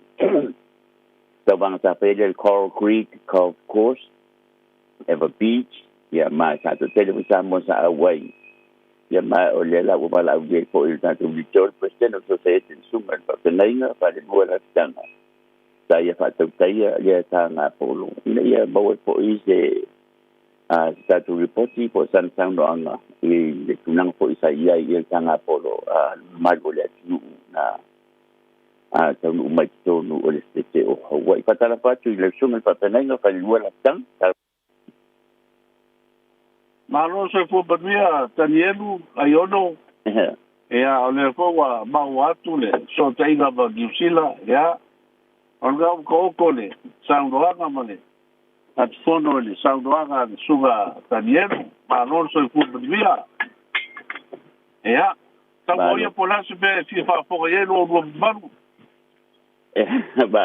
tela ya na po fa pongo ko i sunga te vai meni se tasi ko i o ta poro i longa la tulu o le ko ina bawana pina au loi tau sang o mavai ya ai lalo la mo tu ya la ata ita fasili en pana ta no la so ton na matai il tau banga le tanga poro i ko wai ai to fia ni ka na wa sa fua ile aso sfuluvalu sfuluivalu fulu o masino o kuso ia sa tau polipoli ane ba fau o le pa po ile sa tau fa matau bai ia la o kai seu aka la bele ai matou ia e sa le mua no winga sa fa tau nuwi da pe ia so fofoina ala so sfuluvalu sfuluivalu fulu o kuso e to fitu kalapu no winga al to fitu lea ia kai kasi ba skeke o America o Seattle o Las Vegas San Francisco ia ma San Diego ia o tato ni mamato ni ia wai ia o tato la mai Samoa ia o kalapu o tsunami mai ia pia ia ma le lava mai America Samoa ia o no winga e to fitu au ta alo sai ai o e fai o tagata sa ta alo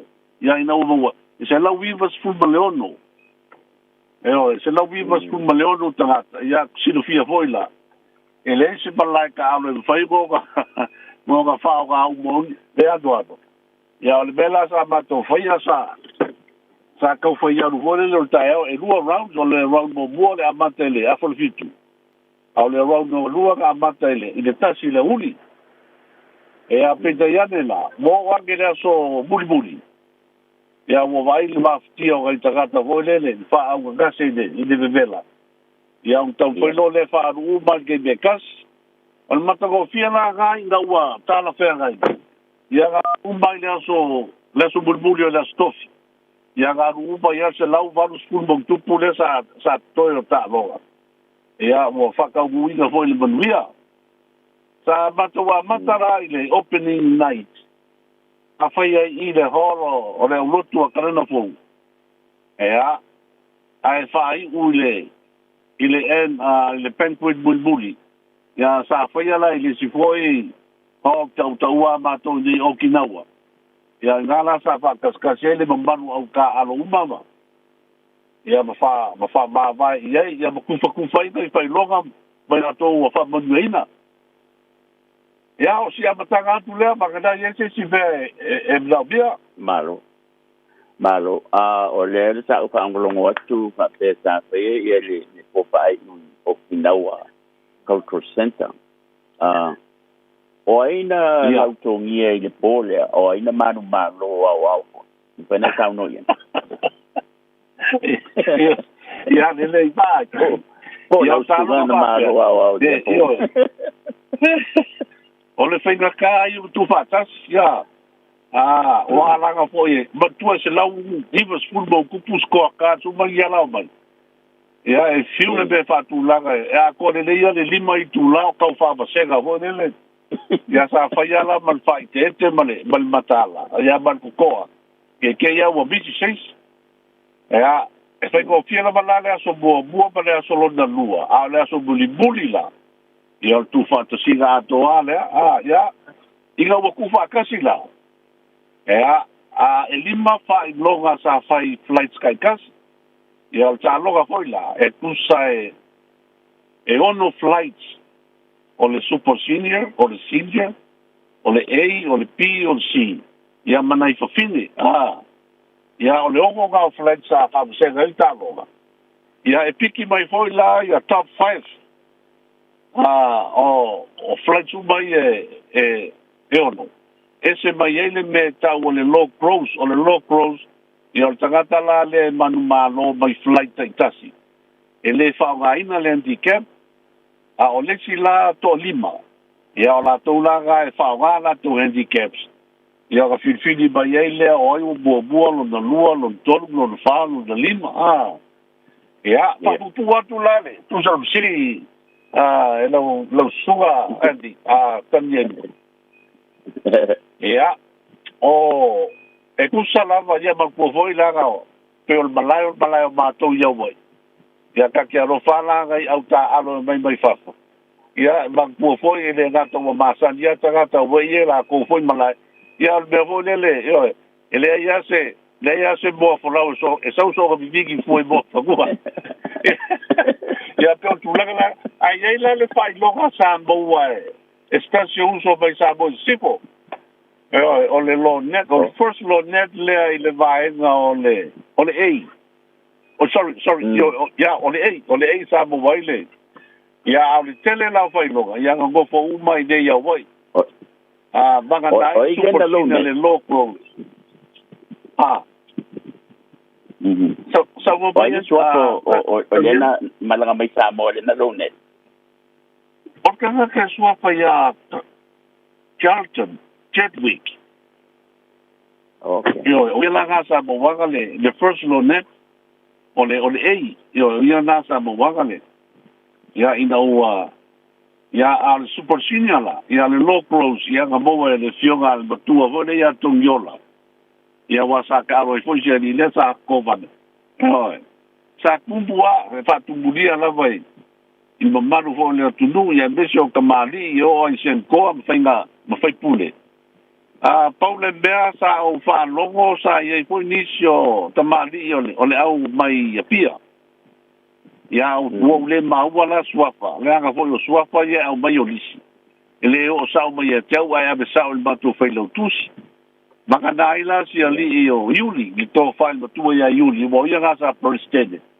ia pega paula ga e ma fana ia la ma futa vo lele ia aole o tas foi la vai col talo ia e kai kos fulua mai de bel flight mai autalo e fa waile le team o autalo uma kai kos fulua la ia e ko fa totolu e uma le aso boa e ko kolu ia au sa tulai mai e ia la mana o tatou sa mo sifo ia pia ia ai umangela le aso mulbuli ia o le nga fakia ngai au ia totolu ia le malo si kelo le au ia o le fai longa la o le au kai kos fulua ia o to no fo ne ia matou ia wai ia au tele fai longa ia pe o kango ole lo net lo viva uma ta ia ko ese lo handicap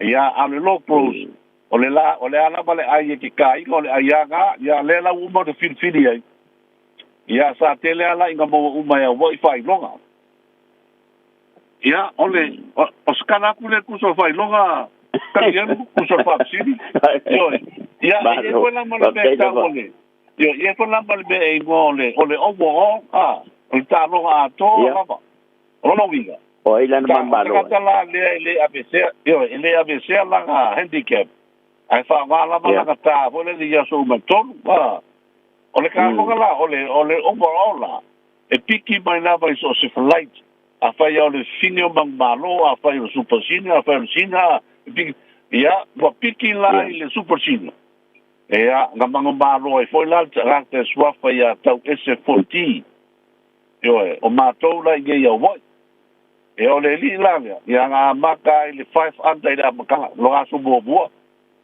ia peila o nga ka la le vala voi le lo o fai si mau luba ke le o le alwa si elisia ia o fi wala nga ise ko awa ia le ua mamao ale o le lila le super senior ia o ia la nga avea le overall champion o le tausaga nei le liki o le foi tausaga a tausaga fou la le ua fa'amoemoe host e Amerika Samoa io e mane ko la kalaka ngai sia tatou au ia pia ia a ko ko fego fio la fa kublia fo le wangi ai lai e ka alo ba futa fia ai ma lo ole inshallah we sa ule to mata ile mesapo le polo le skulu e mata unai dua ya o ulai o no nei o to tele o ese meu bai ta o li si va nga wata fa ta si malbese sa ta i ka ta o li si va nga wo i tua la va ta mai ai o la o no fola mo ma fo ya o le o no o le ai ma se ko smasher fo le o lo o ta bi lo mai to no wa no fo ina i la se ta si ya mu o pa pe ta tau nei tanga te sau e fa tonu va nga le ai wale sa ta le fa i o sa wa le o mai o ma o si va nga na le to lu ala ba le ku la i o te va tu ba o ta la bo sai tu ala ba le na a o le va nga uma no uma ta o le na la tai o i ta mai ta ya na sina pam ta la nga te le ta fa lo ngo tu ai mo sa lo po o tu ya to ne fa tu sa nga ya weta wo foi la le vala ngani también ole sa vai fa ku se fa tis ole blue ole white ole purple ya male red ole blue la eta uma ya le e mal pi ya wala ko mai malo losika wa ko yo ole e la ole blue eta ile e mal pi ya so agele male white o le white la kai al seniors so by law man purple o le seniors la mar si la o la ki vole mal lo si ka wa ya e ka alo mai le white a le purple la ka alo ia le super seniors ya o super seniors la le purple le tea purple la ya ele mamao esa makuo fo fingi le red la kai ya to mai tak yo Atono o ba fuanga ka wala ina. O finge kai le red ya piko ana to luma. Ya maybe fulu ya tai tua. Por yo fulu futu kua. Ya e pa uai le purple. Ya ngala kai le o super seniors. Ya a o kua le kiki ya ko pai pai. Ya kai la le seniors but si. Ya a o le ei. Malpi ya wai malo no si ko ke kele ka wa. Ya la to langa sa ka mai ai le ile pulu e o mala le aso ka le able pin pulu ya ale seniors la ya mo ko move le kiki mai lubo o ka fasi au ga gas o ga ya ai move le kiki mai for le purple le kai la super seniors ya o no foi la o ta o tu langa e foi la ka usanga ole seniors ole o fulu yo ole o fulu ga ile o i le seniors o le super seniors o le ficus fulu aga i le valus fulu ya e magia no vale ale ko kele yo le au super seniors e mo le fast fulu bom tu posin o super seniors ka alo ya pe ala o la konga ga vaga yelo baro fo baro fo dai ko i ga la lo mo nga mai fa la ka mai pe lu ba ko ki kusa malti fige ya o fie ya yo o ficou foi para lá com bairro balo la opsin muli o tulang fa pene e ese spesifi po se ava no tu makia o ngata aloi taubanga fa pene e taubanga le na te nei awai pe o la mai tau yo musal po mawal to su tau sanga talo no Matamba reporti mole All Samoan Golf Tournament le na fa te nei na telefoni ko America ma United States America mai si tu ai pe o le si manu la ti ko ile o so sai este palan o le mawai ile o se tu pe mfen so sani pe abatu tu pulanga awa le mele o yengi na altasiale tama Samoa tonga le o toni finau el manate fo ile pe o yise se misiona po se manula ti ale societe la tele Samoa ina ia una ia tupulanga fai mai il taronga le o se langona mane ia tele o se langona mane ia tele o le sa tupu se langona fa penga a makamaila le tuno kof ia kero lola ai pe ia o la e fa ia le tuno kof la tovia club kaikas ia bastet kaikas ia ai mole kaimingi ele o ela si mafo fa pena fo le ia ai o se mbele le tele mole ngai luma o se mbele le tele ngai luma le sila ga ta u le ia kaunga ia ile ile msenga no president o wai o ele lato fono a place kege if I meet before in the between of the tournament came winning kala moela ta upula Paula ele o na foi ole o fa moia yo ka longa lea ina ia fafia le ia fafia fan tu plana ele o ia kele se fa moe e mo mai ai se ava no mo se pero le belek sa o ia pa kwa kupus beva penga fai e atinga ele bele o tudo kof e ala la ke vai ia ambilika sa moe ma na ia le lato e magaia le lato polo klabe ngana mo ia nai tamai tai sa ta alohi ia ai le mo faila o participate le in tournament le anga o tournament pa pe a fiele kupe o le ka alo tupe ia mo tola o taka pa pe ngai le ele a fiele tupe ta o yo le lave langa o no tau la pe ai le fa boy ia e pe ona e saudo e yo e mo ni le lava o se kou le leile nai ma fai o koe tuli matai i lea ngai luma ia mos famo e lofa pena ia ma lofa pena wa ila sunga whanua la tanga ma lea bano ma nika ia ta moe o tato po krame na tau tu wa pongo mo koe istanonga me sunga kwa tenai na whanua la tanga e se ripoti fo i talonga o Samoan Golf Tournament sampa i Hawaii na fo i sa awai i le telefo i marret no fo i tupun tamadi i le fo i Bayaso ya ai o tanto program na ko so pusala le au na ya mali ri vai matua tu le na o tol tai ko tai se na pijama ai mon tai nei saipu Taraflava o David Tua le nei o lo e whaafonga mai pe le Radio Samoa tasi lima i watolu a mo Samoa i manuia lau whaafonga ma lau whaasausaunga.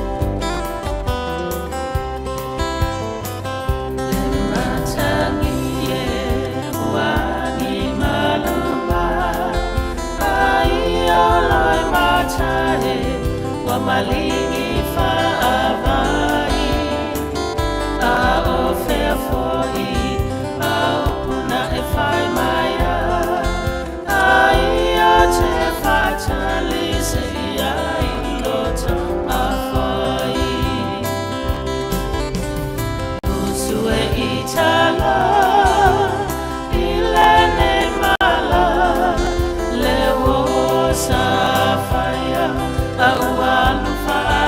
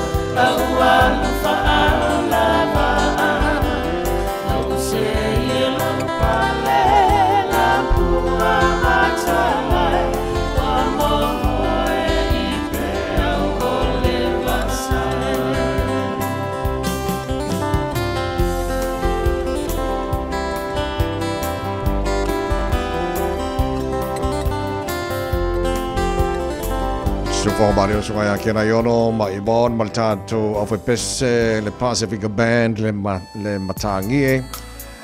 Ja, o fama el proclame so tenga foi America ne so bua, mata o mai foi maletato proclame o tamaro o taona na ne foi aso lua, fa after tele Samoa lau tano mo tapa inga malo fa fo aga mo tele lava ne aso look after yourself and God bless to us